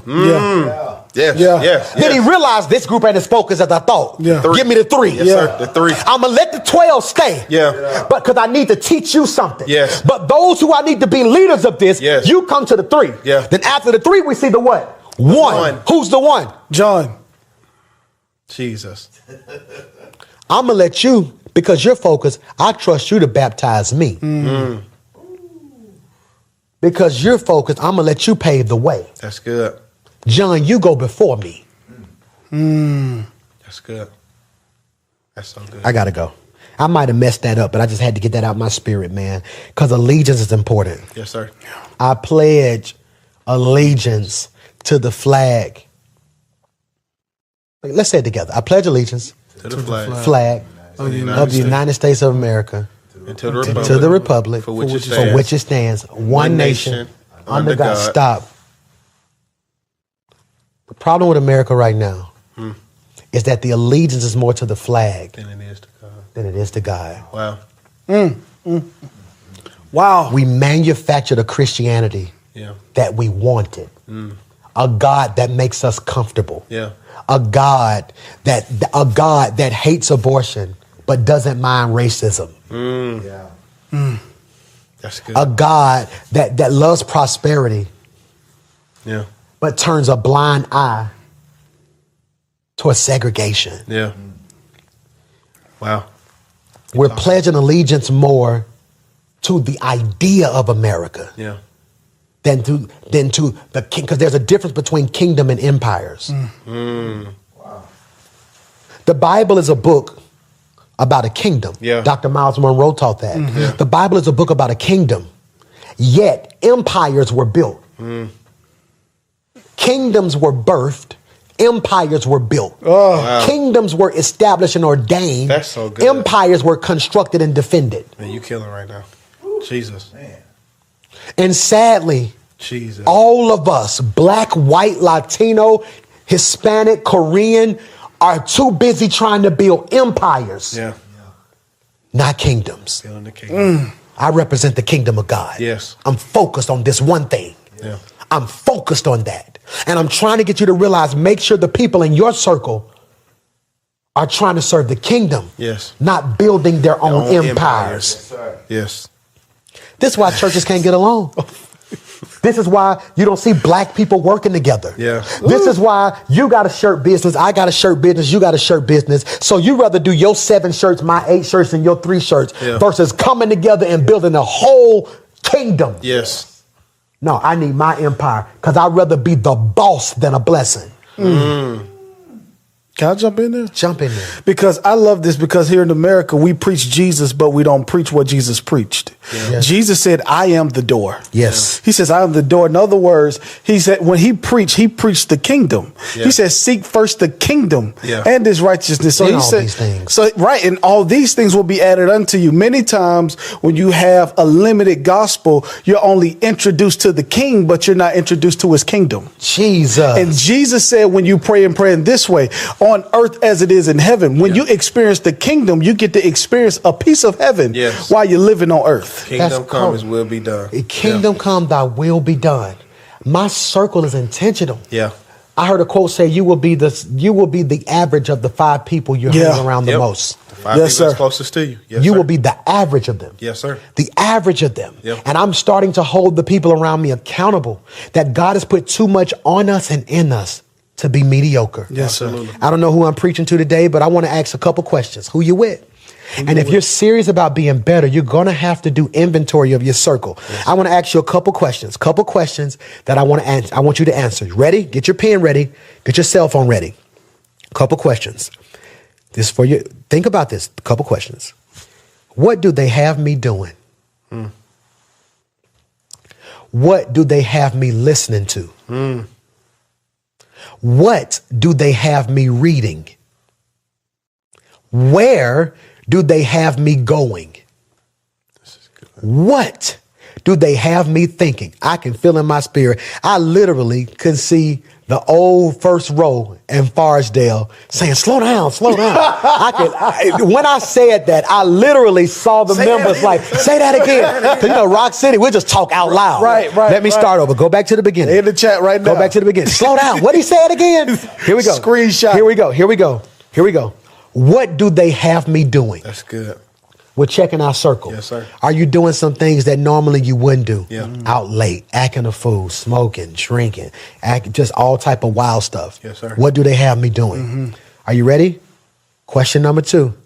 What do they have me listening to? I like that. That's good. You know, I have to be intentional on the music. Yeah. But whenever we say listening to, we instantly think music. Yeah.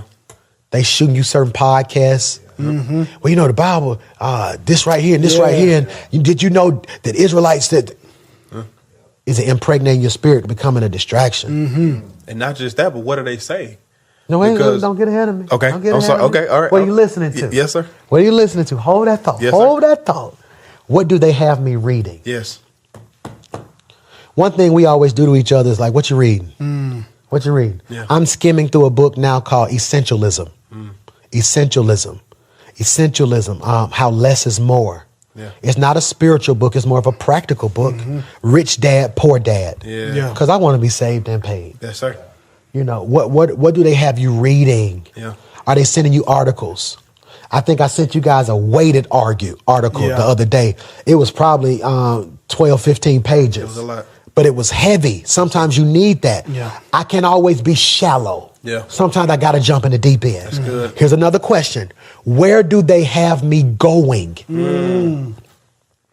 Where do they have me going? That's good. Are they taking me down memory lane? Yeah. And when I say where do they have you going, that's physically and mentally. Yes. That's good, sir. Why do you think they say you took a trip Down memory lane. down memory lane? Yes, sir. Because you had to go back. Wow.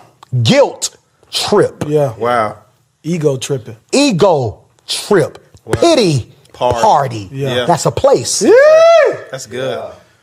Michael! That's good. Did you catch that? That's so good. Did you catch that? What do they have me thinking? Wow. Y'all push me, man. Y'all push me. Y'all push me. I'm so glad I'm surrounded by people who push me. I'm so glad I'm not a pastor who don't have anybody on their team who push them. Now I get lazy. Now y'all keep me in the gym. Yes, sir. I feel like y'all on my hip. Yes, sir. You keep me going. You make me want to be better. What do they have me thinking? How do they have me talking? I'm finna be very transparent. Wow. I got certain friends that if I talk too long, I'll start back cussing. So true. Y'all know what I'm talking about. Yes, sir. Certain friends that they just cuss so much, but you love them. Yeah. You're like, then you look up, now you cussing. Yes, sir. How do they have me talking? Wow. Hang around me long enough, you're going to talk big. Yeah. Talk dream. Yep. Yeah. That's my spiritual gift. Yes, sir. I inspire. I burst some stuff. How do they have me feeling? Wow. That's so important. How do you feel when you come from around them? Yeah. Do you feel better? Do you feel motivated? I really want people to be around. When you hang up the stream and stop listening, I want you to feel like you can conquer the world. Yeah, absolutely. I want you to feel better. I want you to be just as broke as you were before you listened, but then just feel better about it. Feel like something. I want you to log. I want at 9 o'clock to be like, man, we ain't never got no money. Then at 12 noon, be like, you know what? Yeah. We ain't never got no money, but God is getting ready. How do they have you feeling? That's good. Last but not least, what do they have me saying? Yes, sir. Because there's a difference between how they have me talking Yes. and what they have me saying. That's good. Talking is casual. Yeah. Saying is intentional. That's good. Wow. That's good. Talking is shooting a breeze conversation. Yeah. Saying is confessional. Wow. That's good. Yes, sir. That's what I was getting ready to say. Jump in there. Because we talked about this before, that when you talk in two forms. You talk in either conversation or in confession. And many times conversation is what I say to you, but confession is what I say to myself. And so I think it's important that the people around you make you say the right things, not just to them or to other people, but I want a circle that makes me say the right thing to myself. I want to get off the phone with you and be like, nah, Hollis, you the head and not the tail. Yeah. You above and not beneath. No, Hollis, you the priest, the prophet, and protecting your own home. I don't want to get off the phone with somebody and then start speaking negative to myself. You ain't never got no money. You're never going to become anything. I think it's that your circle is going to produce conversations, but they should also produce confessions. God, I thank you. Yep. Yes, sir. Who you with? As we prepare to lead today, you got to check your circle. You got to check your circle. They tell me every Sunday I go viral on TikTok because somebody takes a clip of my message and posts it and they begin to act it out. Yeah. So I tell you what, since you don't have the courage to tell them, I'll do it for you. Hey, you know I love you, right? And I thank you for all you've been and done for me. I don't take it for granted. But where God has me and the level of focus I'm trying to acquire, you are a distraction. Now, before you get mad, I would like to say, if you want to be in my life, let's both grow together. But if you're comfortable where you are, at this point, I got to dismiss you. Now, if you ever need me and it's in God's will and the time is right, I'll be there. But me dropping everything to come running is over as of today. Because every time I drop everything, you never cause me to pick up anything. I now have to prioritize my peace, my sanity, my future, and my dream. The call that is on my life to be what God called me to be. We're not enemies. I don't hate you. I don't have a problem with you. But from this point on, I love me more than I love you. And I'm putting me first. In Jesus' name, I receive that. Who you with? Stay focused. I pray that you find the courage to not only inspect your circle, but to check and correct your circle. Do me a favor. If it's somebody in your life that you love, Pastor Mike, I just don't want to let them go. I tell you what, I'm giving you the opportunity now to get them involved in this fast. Tell them right now, text FAST LANE to 28950. Tell them it's not an option. I want you to fast with me. Put them on the easiest fast possible, which is the soul fast. I tell you what, do yours bilaterally. If you're doing absolute, stay absolute. But then be a tour guide for them. Or, I tell you what, when I'm done preaching, click this link. And the link will help you to join the focus team. And the focus team means I want to help somebody be accountable for what they're trying to be. Yes, sir. I love you. I am praying for you. Oh, I can't do the focus link. I can't do the focus link because somebody needs prayer right now. Oh, wow. So here's what we're going to do, and make sure we let Elder Ruby know because she does a wonderful job. To all of my people, when you get on the prayer call, let them know. Yes. I would like to be on a part of the focus team. Yes. And they will connect you with us. Yes, sir. So we can continue to help people grow. I love you. I'm praying for you. Pastor Mike, the offering, whatever you're going to give, that's between you and God. We're focused right now on the things of God and the will of God. Father, in Jesus' name, give them the strength to remain focused on this fast. Let them be steadfast, unmovable. I thank you, God, for the testing, because I know it perfects me, that when I come out, I'll be tried, but I'll come out as pure gold. Father, I thank you right now just for being God. I love you. God, I repent for every place I lost focus and I succumbed to distractions. I ask that you forgive me. Right now, God, if they don't know Jesus, I pray that they give their life to Christ right now. That, God, if they would just repeat after me wherever they are. God, I confess with my mouth, believe with my heart that you rose from the dead with all power in your hands. And right now, I am saved. Get focused. I love you. I can't wait to see you on the other side.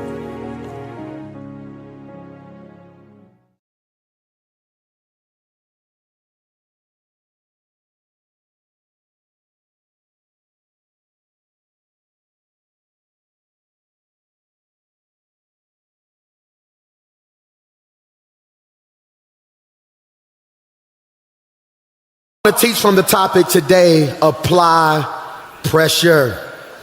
Put this in your notes if you don't mind. Applying pressure, take really good notes. Applying pressure is a colloquial phrase that means to put your best effort, attention, and devotion into a plan, place, or person.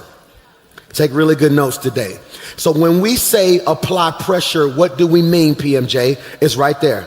Applying pressure is a colloquial phrase that means to put forth your best effort, your best attention, and your best devotion into a plan, place, or person. I could have did the benediction right there. Because 3 of y'all know what it's like to put your best effort, or 3 of you know what it's like to put maximum effort into minimal people. To put maximum attention into minimal situations. I'm going to say this, and maybe you can post it if you want. I am done majoring in the minors and minoring in the majors. If it's going to get my attention this year, it got to be about something. That's for 3 of y'all who people keep saying, I told you what was going on with me. You didn't even act concerned. I wasn't acting. I wasn't. Because I've discovered this is your cycle. You like being needy. You like being the center of attention. This year right here, I am applying pressure. When you hear the phrase apply pressure, most times it equates to a romantic situation. All my ladies feel this. You say stuff like, if he really want me, then he need to what? Apply some pressure. Now, based off of who you are, that means one or two things. Applying pressure for some of you simply means call me, text me, let me know you thinking about me, send me some flowers, take me to Red Lobster, apply some, because if you really want me, apply pressure. What I've discovered is the people who understand their value understand what type of pressure needs to be applied. And I came today to treat you how you've been treating people, with the message from my supervisor to tell you all this screaming, praising, and praying you're doing, but you going home and ain't doing nothing. God said, if you really want it, apply some pressure. If you really believe in God, this gonna be your strongest year yet, apply some pressure. Applying pressure, put this in your notes, can also mean to overcome obstacles and excel at a task through brute willpower. This can sometimes come at the expense of loss of sleep, loss of friendships, and no free time. I'm preaching to myself today. When you apply pressure, it can mean overcoming obstacles and excelling at a task. This one line messed me up. With brute willpower. Michael, willpower. That means you ain't got the physical strength to do it, but something in your spirit is willing you to get out the bed. That's just for 3 of y'all who the last couple of weeks getting out of bed to go to that job that's driving you crazy. It takes all the willpower you got. Hear me, but this sometimes came at the expense, listen closely, of the loss of sleep, the loss of friendships, and less free time. I'm applying pressure. That means there are certain people who gonna use phrases like you acting funny. You don't come around no more, I'm applying pressure. I don't have time to sit around and talk about yesterday. I'm too focused on tomorrow. I'm applying pressure. Research has shown that people who apply pressure on themselves tend to perform better than those who do not. People who apply pressure on themselves tend to perform better than those who do not. Please put this in your notes. Somebody put it in the comments for me. Self-imposed pressure can lead to increased motivation and focus that improves our productivity. Michael, self-imposed pressure can lead to increased motivation and focus that improves productivity. Applying pressure looks like insanity to the untrained eye. Put this in your notes. It's not on the screen. I want you to put inspiration, then I want you to put dash motivation.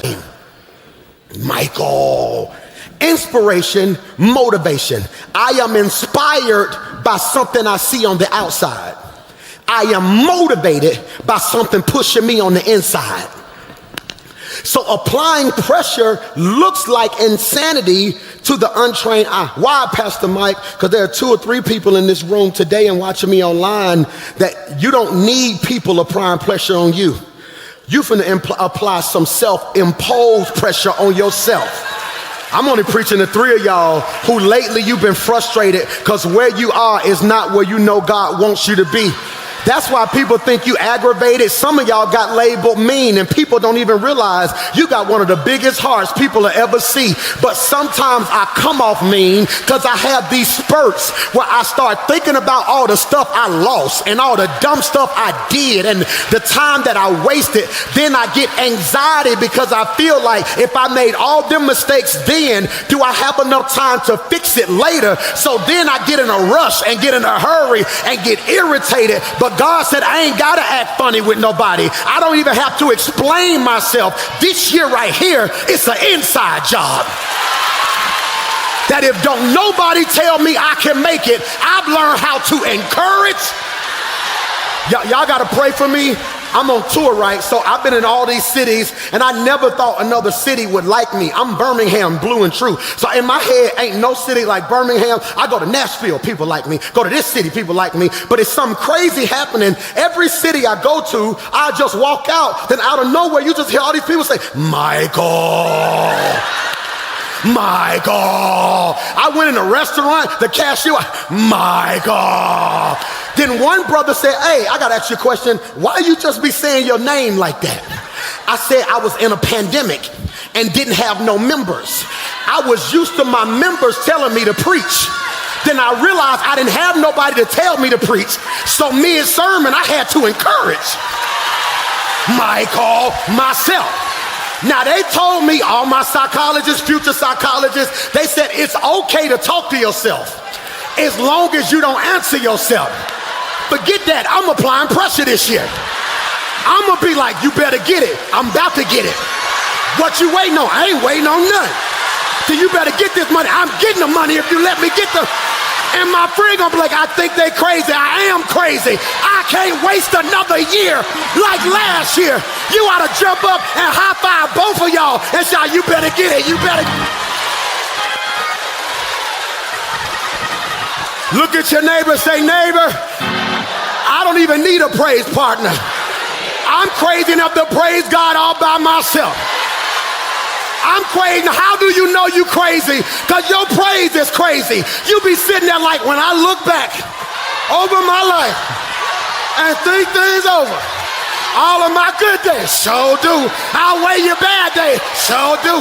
And I sure won't complain. You ought to jump up, sit down, and shout, apply pressure. Go get another degree, apply pressure. Go get all the money God got for you, apply pressure. Yeah. Apply pressure. Pressure, am I doing all right? Pressure can burst a pipe, or pressure can make a dime. Boy, you better help me preach that thing, boy. And this is why people can't figure you out. Because if they was under the same amount of pressure you were under, they would have been exploded. That's why you walk different than everybody else around you. It's not because you arrogant. Baby, I had enough pressure on me that should have broke me, but God made me a... Hear me? Pressure. Self-imposed pressure. Can you put that in your notes? Self-imposed pressure. Self-imposed pressure is different from peer pressure. It leads to increased motivation, focus, here it is, that improves, Michael, productivity. Okay, I'm gonna say this. I don't know who's gonna receive this. Y'all might not even have church in here. It's cool. Y'all should have never let me go on tour. I got a whole virtual church that like me now. I don't even gotta preach to y'all no more. I mean, my virtual church. This for us, forget all them, okay? I speak by faith that this is going to be the strongest productive year of your life. It ain't because I'm worried about if I'm a fail. See, watch this. I am done. God has delivered me from the fear of failure because of what people who failing gonna think about me. Why you up at night stressing because you don't want to look bad in front of people who ain't doing nothing? Watch this. For all my LeBron haters who always say LeBron ain't one of the GOATs, let me free you real quickly. LeBron ain't the GOAT because he went to the finals and he lost.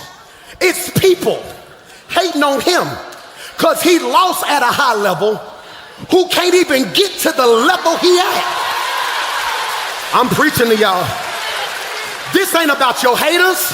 This ain't about your enemies. This ain't about your ugly cousin. This ain't about your mean family members. I owe myself a whole nother level of effort. 2024 is personal. Am I preaching to anybody in here? This year is personal. I owe myself another level of focus. How much more could I have done if I was locked in? How much more could I succeed if I did what I was supposed to do? I don't need a whole lot of people. I just need one person who will be in my ear, who'll be like, you said you was gonna get it. See, you got too many friends. That's your problem right there. Who pacifying you when you don't accomplish what God said you was gonna do. I just need one friend who gonna hold me accountable. I need one friend that when we get to Applebee's today, and I'm like, well, I want the sampler. Yeah, I want the I want the salad. I want the salad. Yes, because remember, you know we going to the beach in July, and if we gonna go to the beach, go on lock in. Because I ain't finna go to the beach, then hear you for 3 days talking about something. Well, I can't wait. No, what you gonna do? I need somebody who gonna say, now you said you weren't going back to them. You said it was over. You said it was over. You forgot your location was on. Where you at? Where you at? Where you at? You left your location on. I need one friend who gonna pull up outside. Come outside. No, that ain't nothing but a cycle. You doing too much. You ain't doing enough. Somebody shout pressure. But it's critical. My challenge, my pastoral challenge to my church, and when I say my church, I don't say that possessively, I say that protectively. My pastoral challenge to you this year is to shift you from handling pressure to applying pressure. It's critical, ain't it? Handling pressure to applying pressure. Wow. And in Mark chapter 10, I see the story of Bartimaeus. You missed it? Look at 10:46. Then they reached Jericho, and as Jesus and his disciples left town, a large crowd followed him. A blind beggar. Are you taking notes? Act like it. Put your head down. Act like you're taking notes. Make me feel good. Make me feel, seriously. Everybody act like you're taking notes, okay? Wait, stop. Look at me. Let's practice, okay? No, we gotta practice, okay? Put this in your notes. There, look at God, right there. Right there. Let's try it again, okay? Mark chapter 10, they reached Jericho, and as Jesus and his disciples left town, a large crowd followed him. Now, put this in your notes. There it is. Put it in your notes, Xander. Check your notes when we get home, okay? I want you to underline blind beggar. Oh my God. Blind beggar. I need you to underline that. Now, I need you to put a pen in it because in 12 minutes I'm going to preach it. But you can't forget it. I preach in a hermeneutical loop, meaning that if you miss this part, you'll miss the end part. It won't make sense. I need you to remember he's a blind beggar, okay? Remember he's a what? What's his name? Bartimaeus. What's his adjective? I'm finna run. What's his name? What's his adjective? Ain't it crazy how every time people describe you, they gotta remind people of your deficiency? If the only way you can describe me is by telling people what my issue is, that shows me that we really not what I thought we. Put this in your notes. In the New Testament, you're known for your issue. In the Old Testament, you're known for your gift. That's crazy. Joseph is in jail in the Old Testament. Joseph is in jail, and the scripture says, listen closely, he's in jail with a cupbearer and a baker. That's good. It does not tell me what his issue is. It don't say he in jail with a murderer and a thief. It says he's in jail with a cupbearer, Michael, and a baker. I'm finna run. Because they were trying to let you know you can be gifted and still be trapped. That's why y'all don't want to have church with me right there. Because half the church in the witness protection program, and you put on your Sunday clothes and you come in here like you got it all together, and you think just because you anointed that exempts you from some trouble. But it's two of us who can be like, forget all y'all. I'm gifted and twisted at sometimes. I'm anointed, but if you catch me on the wrong day, I can be a hot mess. Am I preaching to anybody? Being anointed, being gifted, and being favored don't exempt you from trials. As anointed as I am, I wrestle with anxiety. As anointed as I am, even on tour, I find moments where I have to talk myself out of closing up because I'm not really a crowd person. Those who know me will tell you I'm very introverted. It's almost like two people. Pastor Mike is extroverted, but Michael is very introverted. One of my doctors said it's a word called ambivert. He says you're more of an ambivert. It's almost like when you own, but when you off, you off. And I got a level of insecurity at times. That's why every night before I perform, I almost have a nervous breakdown because in my head, I'm like, does anybody know me? Does anybody know the songs? Are they going to walk out on me? Is it going to go well? Then out of nowhere, do. And a peace come over me, but that don't mean all they see is me on stage. They don't know behind that wall. I'm having to tell myself, because being anointed don't mean you don't go through nothing. Being anointed means you go through what people go through. You just don't come out how they come out.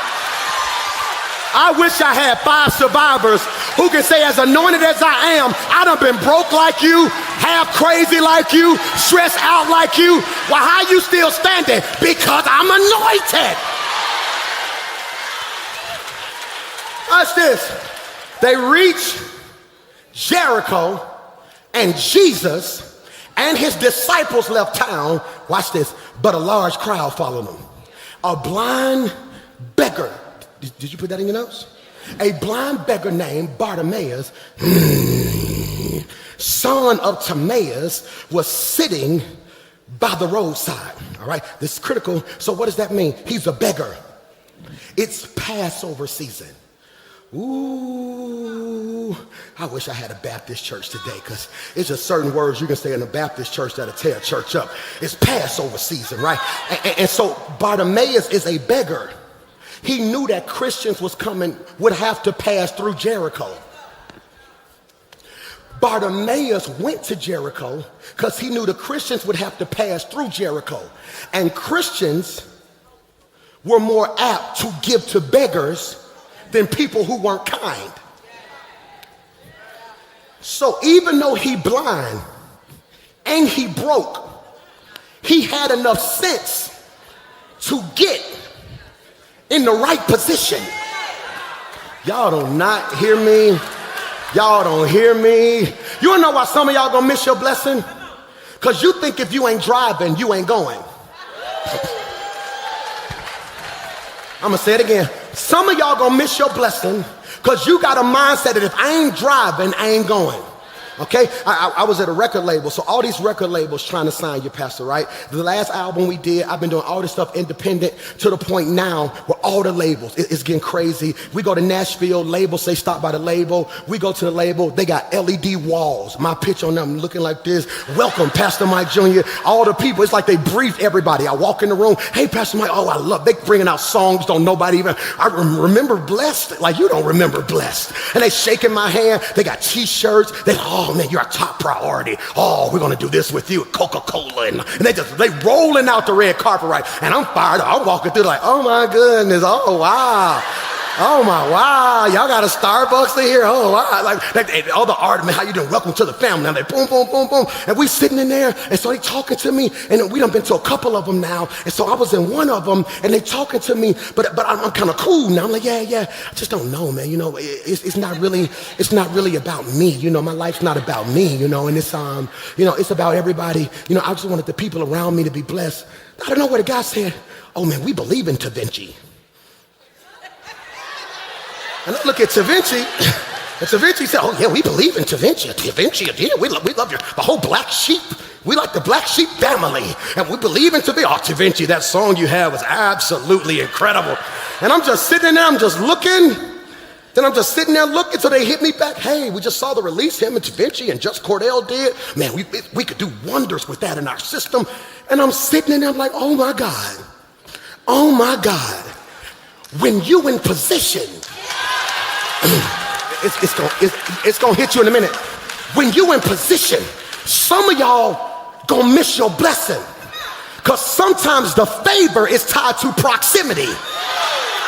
I'm finna preach if you receive it. When we get to Orlando in the tour, Terrell says, if you got some time, we can go to Disney World. They're gonna show you around and do everything. I said, man, I can't afford that on this trip. This is a business trip. He said, no, I know the person up there. They told me that if you wanna come, they're just gonna do X, Y, Z, X, Y, Z. See, that wasn't my favor. That was his favor. Because in a real relationship, proximity means there's gonna be times when I open the door. But then it's gonna be times when you open the door. But if you too prideful and out of position, you're gonna miss the season where a door could have been open for you. Because position.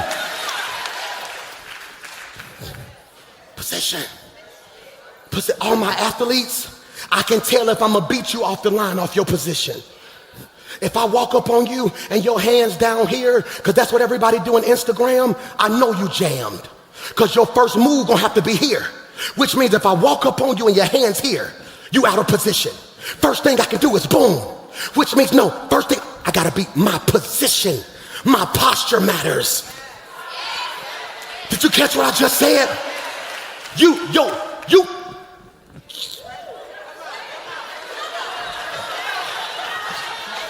You wanna know what really grinds my gears? What really grinds my gears is that you still keep missing and falling for the same trick. God be blessing you in position. He sends a distraction, the devil. You get out of position to go tell somebody about themselves. Don't realize the devil knew he couldn't stop you. He just needed to pull you. I ain't got but 20 minutes. Listen to me. I don't care what's going on in your family. Don't get out of position. Yeah. It's something God finna do through you for your whole bloodline. You felt that. You can't get out of position. We were in one city, and the way the church was set up, every time we walked out our dressing room, the door would lock. I would go take a picture, come back, boom, we locked out. Stand in the hallway the whole time, waiting on the janitor guy to come back and open the door. Finally, we got smart. You got to be from Ansley, West End, or the East Side to catch this. We said, no, we're not going to keep waiting on him. Just put something in position. If you put something in position, the door can't lock. You think God blessed you for you to get through the door and leave everybody else behind you? People would treat you better if they knew God blessed you so you could stay in position so it wouldn't lock up for nobody else. And I'm not preaching to everybody, only 3 door stoppers who can be like, nah, I'm staying in position so everything connected to me can be what God. Look at this. He positioned himself for a blessing.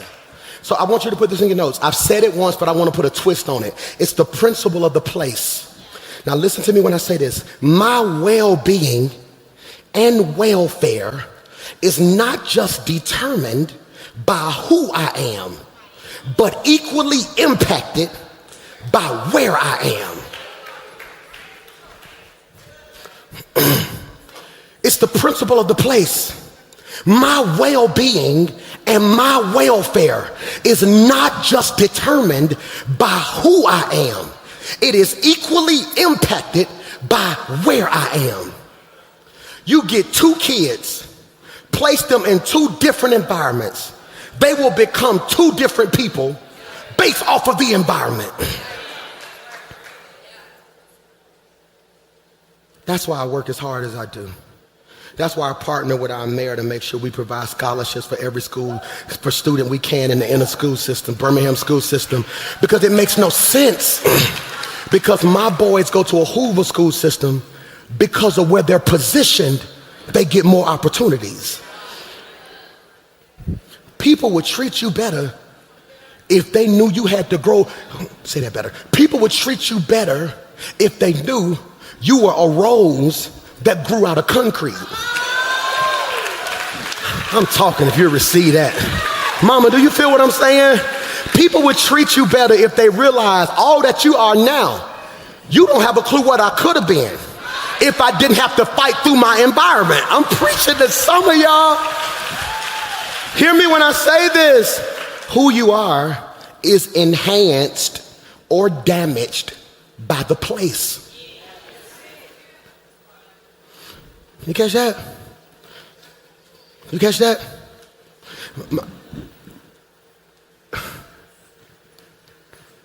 It's some places, as fun as they are, you can't go. Watch this, because it ain't a sin to be in it. I'm just afraid of what the place can cause you. I'm preaching whether y'all receive it or not. Why, Pastor Mike? Put this in your phone, put this in your notes. In 2024, I need a tour guide, not a travel agent.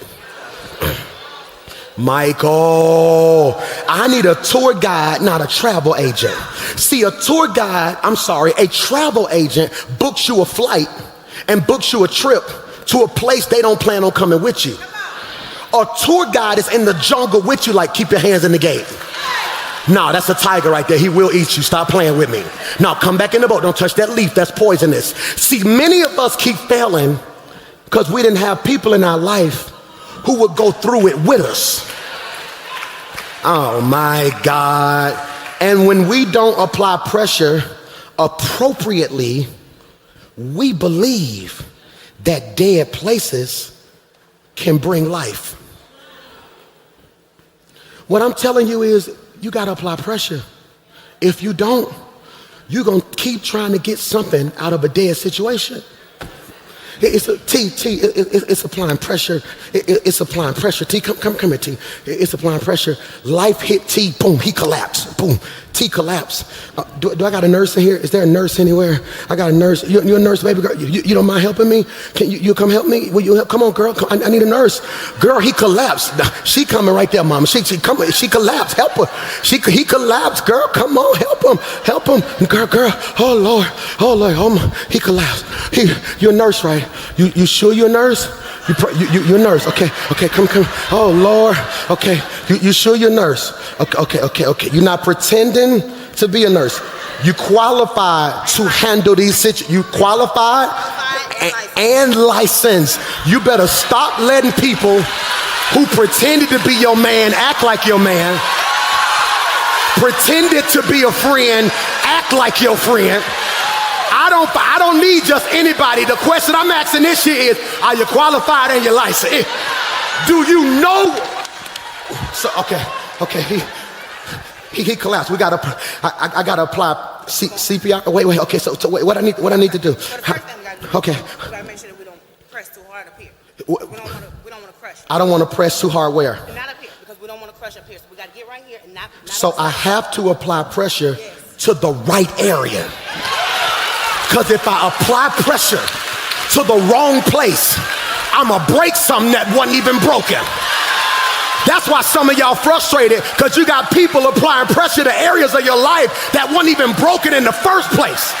If you don't do nothing else for me this year, if you gonna help me in this. I got that. Look at your neighbor and shout, apply pressure. Okay, wait, so how my hands need to be? Okay, so help me. Does that matter? It matters. No, I'm good. I got it. Excuse me. I'm good. Thank you. I'm gonna just do it like this. Huh? No. Why? We good. You can enter other places. How my hands need to be? They need to be together. Because remember, this is gonna support it. So apart. No. Together. I gotta be locked in. Yeah. Friendships don't work like this. Relationships don't work like this.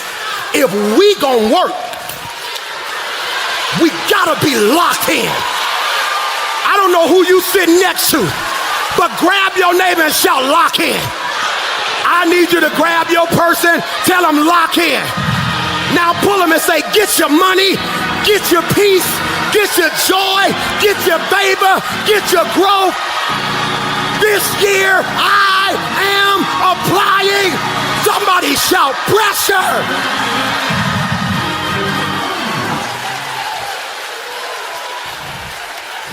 Lock in. Let me free you.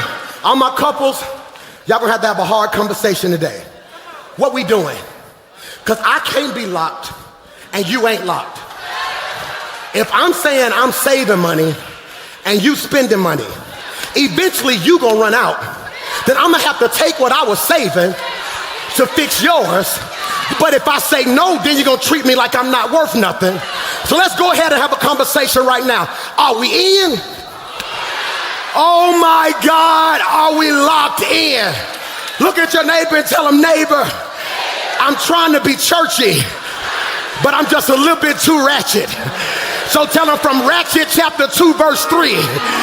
If I'm locked in, ain't no switching up. I'm sorry. Pray for me. I'm sorry. I wish I had 1,000 people in the church and 1,000 people online who would just jump up, shout, type, pressure. Oh, I gotta get out of here. All right, so apply pressure to the right place. Right place, right? Because I don't want to break his ribs. Okay, show me. I got a question. Last service, the girl told me to do this. You can do this. It's 2 methods. But make sure you work together. It is 2 methods, which means 2 strategies. One season you may be here. One season you may be, whether you here or here. Both of them require you being.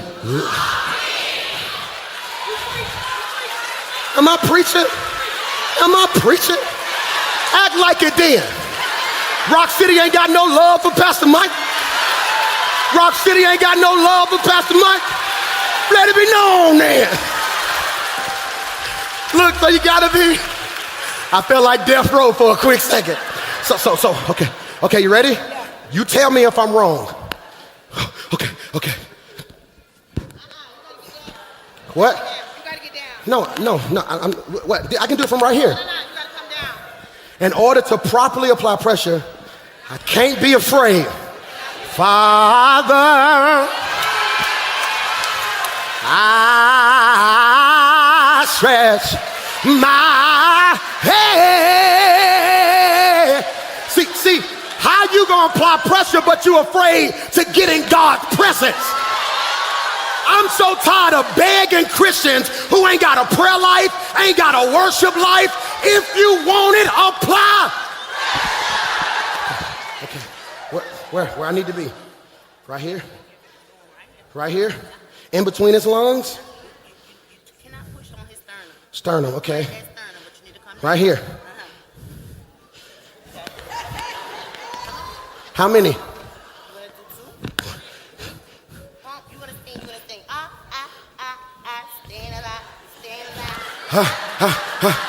Staying alive. Staying alive. Staying alive. Did you catch that? Don't think everything you do is a party. No, because while you kicking it, he on the verge of losing it. That's why certain people gonna respect you later, because they gonna realize I couldn't kick it with you now because I was trying to kick something. If you let me make it, I'll be able to come back. I'm getting tired. Yes, I need to tap in. You gonna tap in for me? Okay, so what I need to do, keep going. You can swing when we switch. Ready? One. Good, there you go. Okay, woo. I carried us the first 6 months. You hold it down the next 6 months. Okay, all right, I'm ready, boom. I paid the bills this month, boom. You get the bills next month. See, you got too many parasites in your life who all they do is take. Look at your neighbor and tell them you ain't got to shout right here.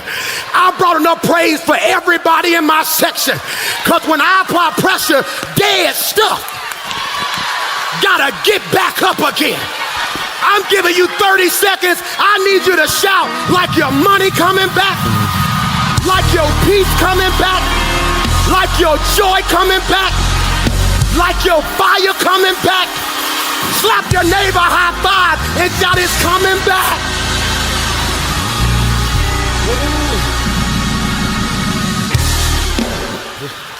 T, can we get there? It's a blind beggar named Bartimaeus sitting by the roadside. When he heard that Jesus was passing by. Wait, he on the side of the road and he heard. His eyes don't work, Michael, but his ears work. Boy, I'm in my bag today, bro. His eyes don't work, but his ears work. You so busy crying about what don't work, when if you would just lock in on what does work. Michael, look at this. His ears work and he hears something. The Bible don't tell me what he heard. What do Jesus passing by sound like? Is it his footsteps? Whoosh, whoosh. Or did out of nowhere the conversation around him change? Where we going to eat? So-and-so. Girl, I can't believe she wore that. Oh, it's going down in Nazareth. Is that Jesus? Jesus. You know the one. The one who was healing the girl. Remember the girl who was sick? And that's the one that brought Lazarus out the grave. Jesus, he opened blind eyes. He healed the sick. That's why hang around me long enough. My conversation gonna motivate you.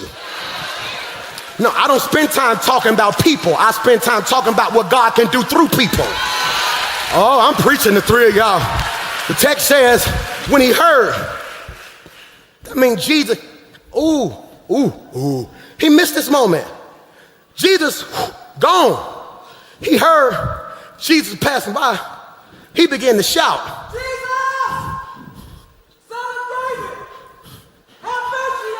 I want to pause and parenthetically digress. Everybody's calling Jesus' name. So he had to take his praise to another level, which lets me know, put this in your notes, he is an educated praiser. Because everybody said Jesus. On the count of three, say Jesus. Ready, go. Jesus, son of David. Y'all missed it. Everybody's calling him Jesus. He says, I'm going to call you son of David. What does that mean, Pastor Mike? Son of David was his messianic title. Don't be scared of that word. Messianic, root word, Messiah. That's what the people who called him son of David knew who he really was. I'm not just calling you Jesus, what your mama called you. I'm calling you the one who's going to die. Go to the grave. Take the keys back. But you don't stay dead. You get back up with all power in your hand. Now look at this. I need you to catch this. Verse 47 calls him Jesus of Nazareth. Michael, Jesus of Nazareth. Why did he do that? Baby boy, because Jesus was a common name. Everything about Jesus' life was made common to prove to you that God can do uncommon stuff through common people. He wasn't born in a hospital. He was born out back with animals. He wasn't raised rich. He was raised poor. His name is Jesus. That's the most common name in that time. Every city had 3 or 4 Jesuses, which is why they called him Jesus of Nazareth, because people had his name but couldn't do what he did. You can dress like me, talk like me, walk like me, swag like me, look like me, but if you ain't got the oil, it's not gonna work. He shouted, Jesus, Son of David, have mercy on me. do you hear that? Do you hear that? Son of David, Uh-oh.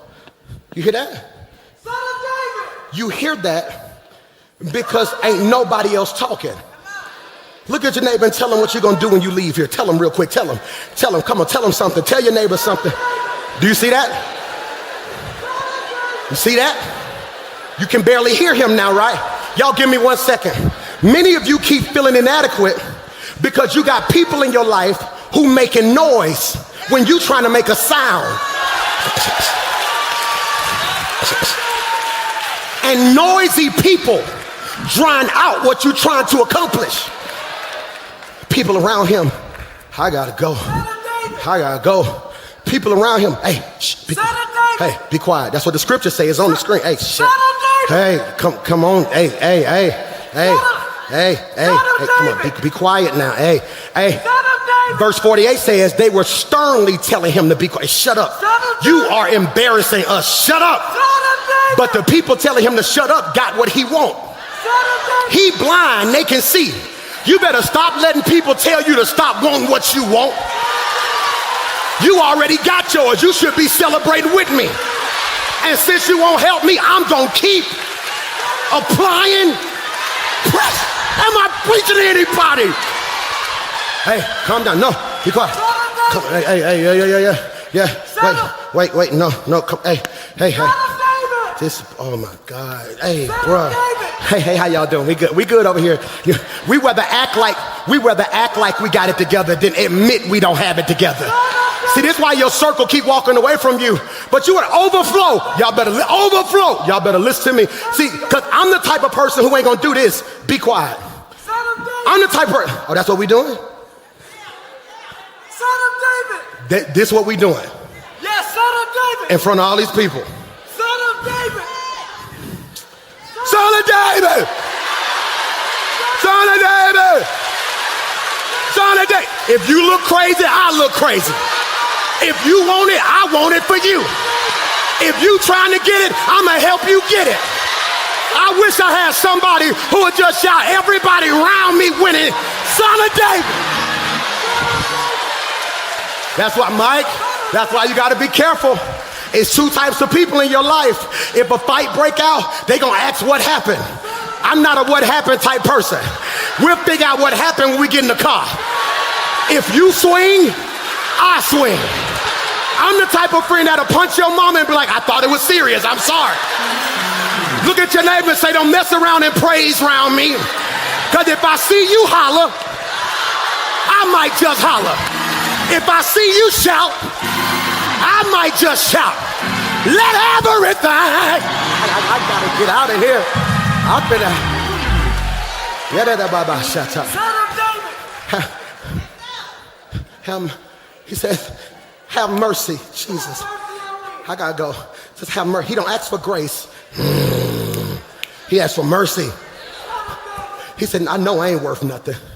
Grace and mercy ain't the same thing. Mercy means I'm guilty of whatever they said. I did it. I'm wrong. But if you love me enough, just help me this time. I wish I had 7 folk who can put your pride aside and just shout mercy. That God, I'm guilty of whatever they said. Forget that, but I shout mercy. And Jesus says, he says, verse 49, he looks at him and he's like, right? When Jesus heard, he stopped. He shouts, what? Son of David, have mercy on me. T, he stops. Nowhere in the scripture does Jesus turn around. There are other stories that say, and Jesus turned to the woman and said, Jesus walking. He heard it, looks at his crew and says, tell him, come here. You know how boss you gotta be to have somebody yelling at you over here, but you never address the person who need it. You dress the people on your squad. Some of y'all mad at God because you prayed, but then God didn't answer your prayer because you think he's not gonna answer it because he ain't talked to you. Sometimes God ain't got time to talk to you. He's talking to the person who's gonna make it happen for you.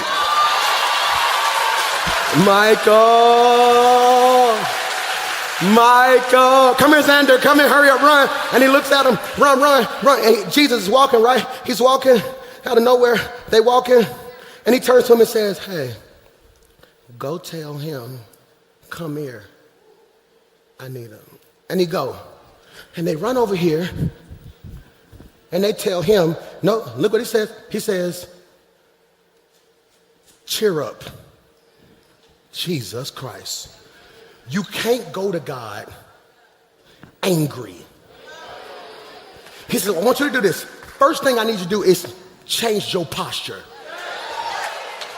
I know people been ignoring you. I know folk left you hanging. I'm not them. I'm not gonna bless you because you got an attitude. I'm gonna bless you because your heart showed me you in the right position.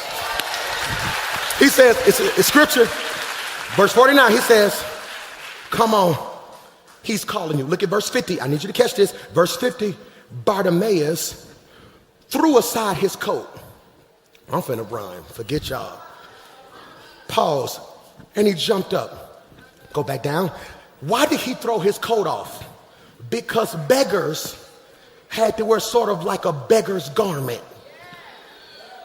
So when he threw his coat off, he took off his identity.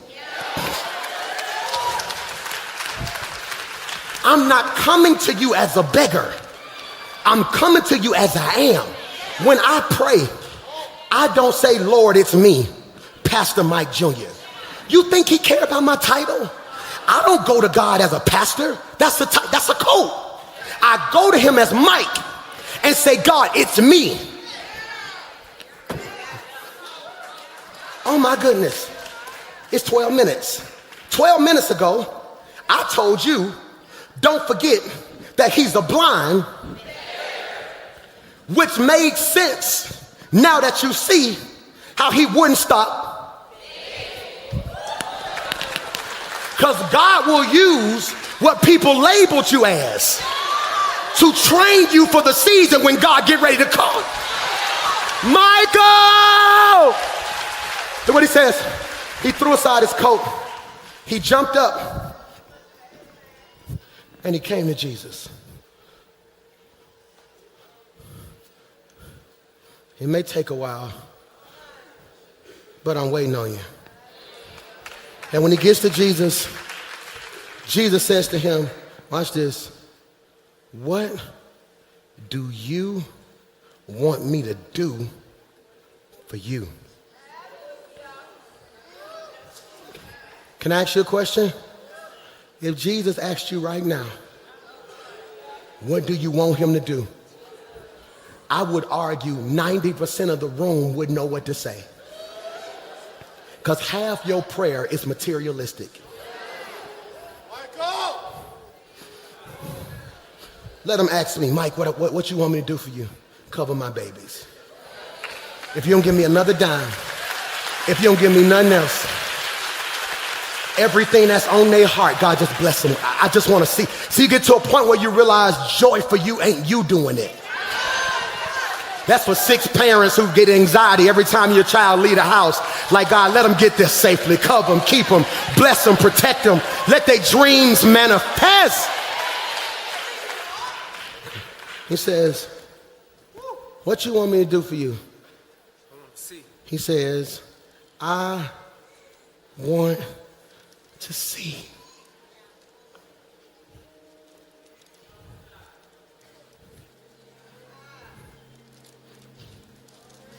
He a beggar. All this time he been asking folks for money, for food. But when he get in the right presence, watch this. If you open my eyes, I can get my own money. Hey, boy, if you open my eyes, I get my own money. I can get my own food. That's why some of you get a bad rep. I hate when people say something like they always begging. You know how much pride I had to let go to ask you for something? No, he says, and Jesus says to him, thank you, X. He says to him, he says, go, for your faith, listen to me, has healed you. Instantly, the man could see. It's critical. It's critical. It's critical. So I'm going to show you something. He's blind. I'm going to show you something. You ready for this? The last brother who was blind, he put mud on his eyes. Jesus don't touch him. Because every miracle ain't identical. The way he do it for you ain't going to necessarily be the way he... God don't specialize in cookie cutter breakthroughs. Look what he says. He said, tell me what you want. You want to see. Go. Your faith has healed you. Your faith.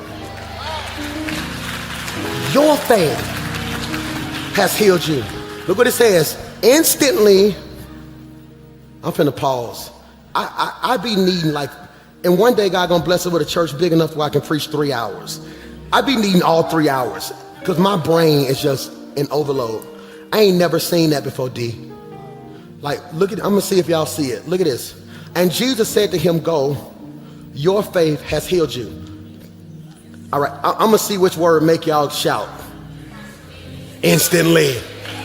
Instantly. Nope, that ain't what made me shout. Which one? He followed. Nope, nope, nope, nope. Who, huh? Your what? No. Huh? Nope. All right, all y'all wrong. Be quiet, just be quiet. All of you wrong. He said all of it. Watch this. I'm gonna read it. And Jesus said to him, go, your faith has healed you. Instantly, here's what blessed me. The man.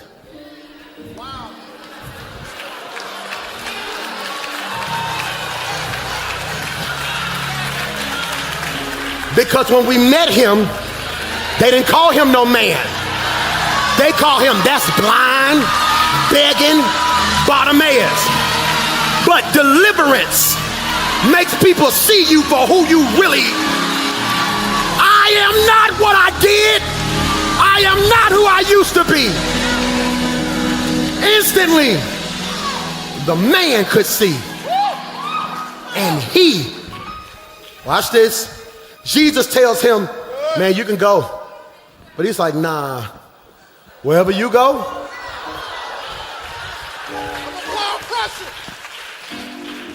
I'm applying. Can I ask you a question? I'm going home on this part. You ready? Close your eyes. What you see? What color is it? It's considered what? Darkness. Open your eyes. You get light. Close your eyes. Darkness. Open your eyes. Light. If he's blind, all this time all he sees is what? Which makes sense when he opens his eyes, he follows.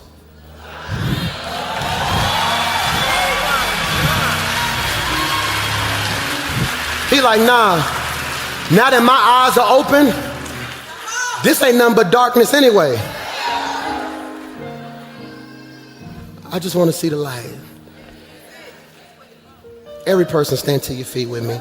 In overflow, stand to your feet with me, don't leave. Even if you're watching at home, stand up in your den. I mean this, it means a lot to me.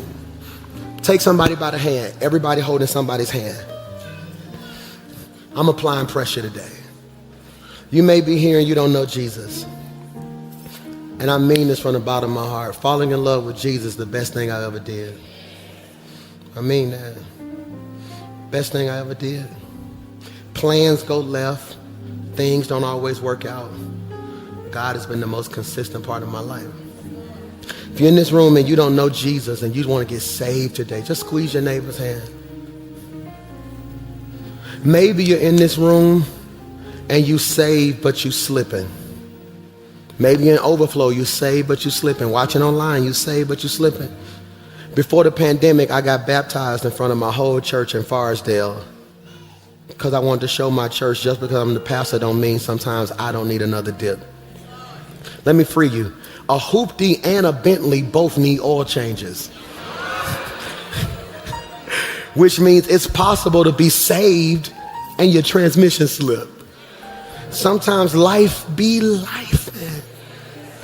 You in this room, online, in overflowing. Pastor Mike, I'm saved, but I've been slipping. Just squeeze your neighbor's hand. Just comment, hands up in the comments. We want to pray with you. Father, you had somebody squeeze your hand, just lift it high. I pray for every hand lifted. I speak by faith, God, that you will give them a fresh start and a new beginning. God, like the psalmist said, create in us a clean heart. God, now that I'm 40, that just means so much more to me because he didn't ask for a new heart. He said, just clean the one I got. Creating me a clean heart and renewing me a steadfast spirit. God, I come against distractions. I come against hurt. I come against anxiety. I come against pain. I come against this pressure that some of us can't even quantify that makes us feel like we running behind schedule. You know, it's this pressure that makes us feel like we got to get it, we got to get it, we got to get it, we are on pace, God. God, I thank you right now that you're giving us what eyes have not seen and ears have not heard. I come against all physical ailments, pains and body aches, sickness and disease. I come against mental and emotional anxieties and different proclivities, past traumas and trauma bonds and the things that hold us back. Father, in the name of Jesus, our answer will forever be yes. Yes to your will, yes to your word, and yes to your way. Now, devil, I know you eavesdropping, and you're going to send a distraction this evening. I plead the blood of Jesus from the top of our heads down to the soles of our feet. I am a prayer warrior. I am a giver. I am a tither. I am consistent. I am focused. I will produce. This is the strongest year of my life. It's in Jesus' name. Somebody give God your best praise right there. Before you leave, let me make this announcement. If you're watching online, watching in the room, watching the overflow, I told you guys, your pastor crazy. Who can look at me and just tell he a little crazy? Anybody? Who want to invite me to the barbecue tomorrow? Because you know it'll be fun. Anybody? Hear me, your pastor pulled a crazy move. All of this was wild. Hear me, they wanted millions upon millions upon millions upon millions upon millions upon millions upon millions of dollars for all this stuff, churches and all this stuff. I just had crazy faith. I said, you know what? We're going to make this thing happen. It's so crazy that when I entered into the deal for all this stuff, I started fixing stuff like it's already ours. Devil is a liar. I'm excited. Last Sunday, I was on my way to church and the plane just wouldn't start. They brought us off the plane, did all this other stuff. I tried to find somebody with a plane. I got to get to my church. I'm finna get fired. I've been going 4 weeks. And I felt like God, it's something about 40. I don't know what it is. You just get a peace about stuff. I was like, God, I want my dad to preach today. And with the word my dad gave, just Jesus. I got a blessed family, man. I mean that. Monday when we get to Birmingham, I'm tired. And those who know me know I kind of got certain physical conditions where after a while my body almost stop moving, like bones, and I can barely move. And I was hurting. Tiffany called me. She said, "You busy?" I was like, "I'm tired, not today." She said, "Oh, I thought your hand would work at least." And you know me, I'm a hypochondriac. I was like, "Was it something? Did they not tell me something?" She was like, "No, it's just some papers they want you to sign." I was like, "What papers?" She was like, "I got good news. The banks, everybody called. We have officially purchased not just this building, the whole dorms next door, the football fields. It's a done deal, y'all." Hey! So let me tell you the vision. You can leave that up right there. So what you see now is close to 100,000 square feet, all that parking lot, all the recreational fields in the back, them ours too. If you look right here, these dorms right here, we closed the deal on those dorms right there. So let me show you something. Take, for instance, my family who came from North Carolina, Ohio. Say if you're all my virtual members, say you want to come to church and, you know, I want to be a blessing. My dream is for this first dorm right here, the one that's right there by the entrance. What we want to do with that one is we want to fix it, renovate it. I know it may not be a 5-star hotel, but a strong Holiday Inn type, a strong Comfort Inn. Hey, is that all right, girl? Just a strong, we won't have no room service, but a couple snacks.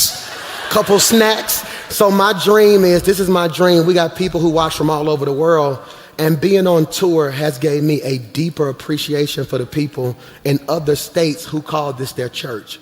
So my dream is, not only did we close the deal on all that, the president of the banks told us, they said, "Pastor Mike,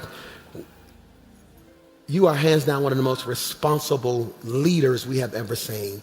How we manage our finances, how we do certain things. People with a church our size makes a whole lot of money." They saw my payroll, it was like, "You all right?" I was like, for me, I just always felt like if I honored God, he would do the rest. You know? So hear me when I say this. Not only did we close the deal on all this stuff, watch this, y'all. This is so crazy. They gave us close to a $500,000 drawer, so they're going to give us a construction budget to fix the dorms right there, y'all. So I'm excited about that. Yeah.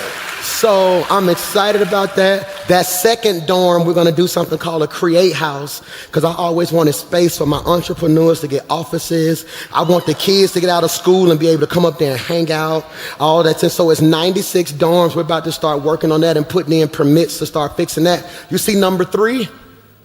Well, we found out it was a whole house and more land connected to all the property. So we own that house and all that land right there too, y'all. Also, I got some more news for you. Remember that church in Central Park? Paid that off in full this week right there. So I'm excited about it, Dre. So pause that for me, Dre. That's right there. If you can pause that shot. That church right there is right there on Bessemer Superhighway. It was given to us because I wanted to save the school. So we saved the school, but that building right there, it was a mess. You know, I never spoke about it publicly because I'm just not that type of person. Whatever decision I make, I'm gonna stand 10 toes down on it. But that building was horrible. It's in horrible condition. No matter what I do, if we fix one thing, it break everything else. So we were able to pay that building off. That open cement area, the parking lot area, that's Bessemer Superhighway, right? That's like owning property on Boardwalk if you play Monopoly.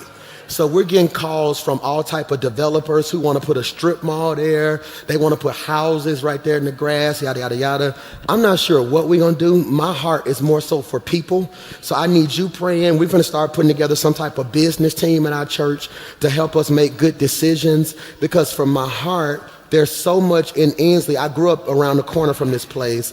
I would love to some kind of way renovate the functional side of it and almost have like an incubator hub for business owners on that side of town. So we're doing all that we can. So I'm so excited about that. Here's the great part. We didn't have to stand up and raise extra offerings. I didn't have to put the thermometer on the screen. Everybody just did their part. So I just want to say thank you for that. So sometimes when you see your pastor all over the world doing this right here, I be working, man, making sure our school can be paid for. I'm excited about that. We were able to bless all of our students. I'm going to say this. Rock City Prep may be one of the coldest Christian schools in the country. My kindergartners probably can outread your fifth graders. And that's not a slight. I'm telling you, we kept the classes small so each student can get exactly what they need. So if you have a child and you don't know what you're going to be doing this summer, we're doing some enrichment programs. I'm not sure if we're doing them here. I'm going to make it this. We're going to try to do them in both places. I got enough teenagers who we can help. You figure that out. I'll let y'all figure that part out. But they got teenagers who sitting at home this summer. Who got teenagers sitting at home this summer? We can give them some type of stipend to come do something with the kids. I'm going to figure that part out. But hear me, there's some great things happening at this church. And I just want to tell you, thank you for letting me be the leader that God called me to be. Number two, I want to say thank you personally for y'all letting me go on a tour. And I know people will say, you grown, ain't nobody let you do nothing. No, your church vote whether you like it or not. Had y'all stopped coming, that tour would have been canceled on the second week. Pastor Mike, John chapter 5, verse 6. Come on, let's give God praise. I just want to say thank you from the bottom of my heart. I hear horror stories like pastors can do this, can't do that. Y'all, I really believe y'all love me just for who I am, and that means the world to me. So I just want to say thank you to each and every one of you. Keep me in your prayers. I'm going to be right back here Sunday, I believe. I'm excited about it. We got it worked out now to where no matter where I'm at in the world, they getting me back for church. So thank y'all for giving me them first weeks to figure out how to do all this stuff. Thank you so much. I love you from the bottom of my heart. Were you blessed today? Amen, man. Thank you so much. One of my members gave me the best compliment, but I think it was a diss at the same time. She said, I told somebody, my pastor, T.D. Jakes and Frankie Beverly. I was like, what? I'm like, all right, cool. Give me a white hat and a white linen outfit now. So God, our answer will forever be yes. Yes to your will, yes to your word, yes to your way. I pray for travelers' grace and arrivals' mercy. God, I pray a simple prayer, and that's, Lord, your will, nothing more, nothing less, nothing else. It's in Jesus' name we pray. And everybody said, we're throwing it to you guys. I love you so much. We are.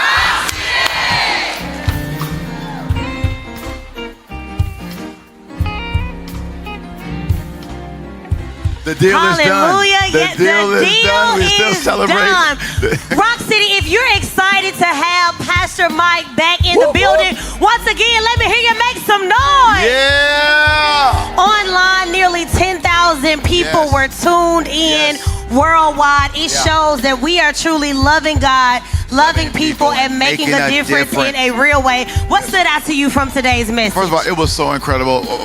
Like everybody else, welcome back, Pastor Mike. But it was the way he talked about the message. And I love the fact he talked about even after he got his sight. Yeah. He still followed Jesus. Yes. And I love the way he broke it down, because he said a lot of times we praying and we're applying pressure when we don't get the blessing, but then once we get the blessing, we stop applying pressure. Yeah. But I love the fact he said, no, listen, even after you get it, you got to do whatever it took to get it, to keep it. And so that was a blessing to me. And the entire service, just the whole energy, to see people, the lives that were changed. I still love seeing my teenagers, the young people in the front over there, representing for Jesus Christ in a major way as well. Absolutely. Rock City is truly a special place. What we're seeing is that the blessing isn't just on our Valleydale Right. location, but also what he's doing through Rock City Prep. Yeah. We are literally transforming and equipping the next generation. Yes. And so don't forget that there is a summer enrichment program that is happening. You should see the information on the screen for more information. Yep. Listen, so much coming down the pipeline. Yep. We won't host Rockefellers this Monday, but we'll see you the first Monday in June Team for night. team night. Yes. You can text iServe to 28950. Yep. That's iServe to 28950 for more information. Don't forget that Summer Games at Rock City Yes, sign up. is going down. Yep. You can text City Groups to 28950. That's City Groups to 28950. Absolutely. And family, don't forget, we're really excited. Our pastor's still on tour. So if he's coming this weekend, he'll be in South Carolina. So if you want to go to the tour, get your tickets on IGottaWayTour.com for the rest of the dates. Check out the rest of the dates. And then if you want your merch, you go to therockcity.org.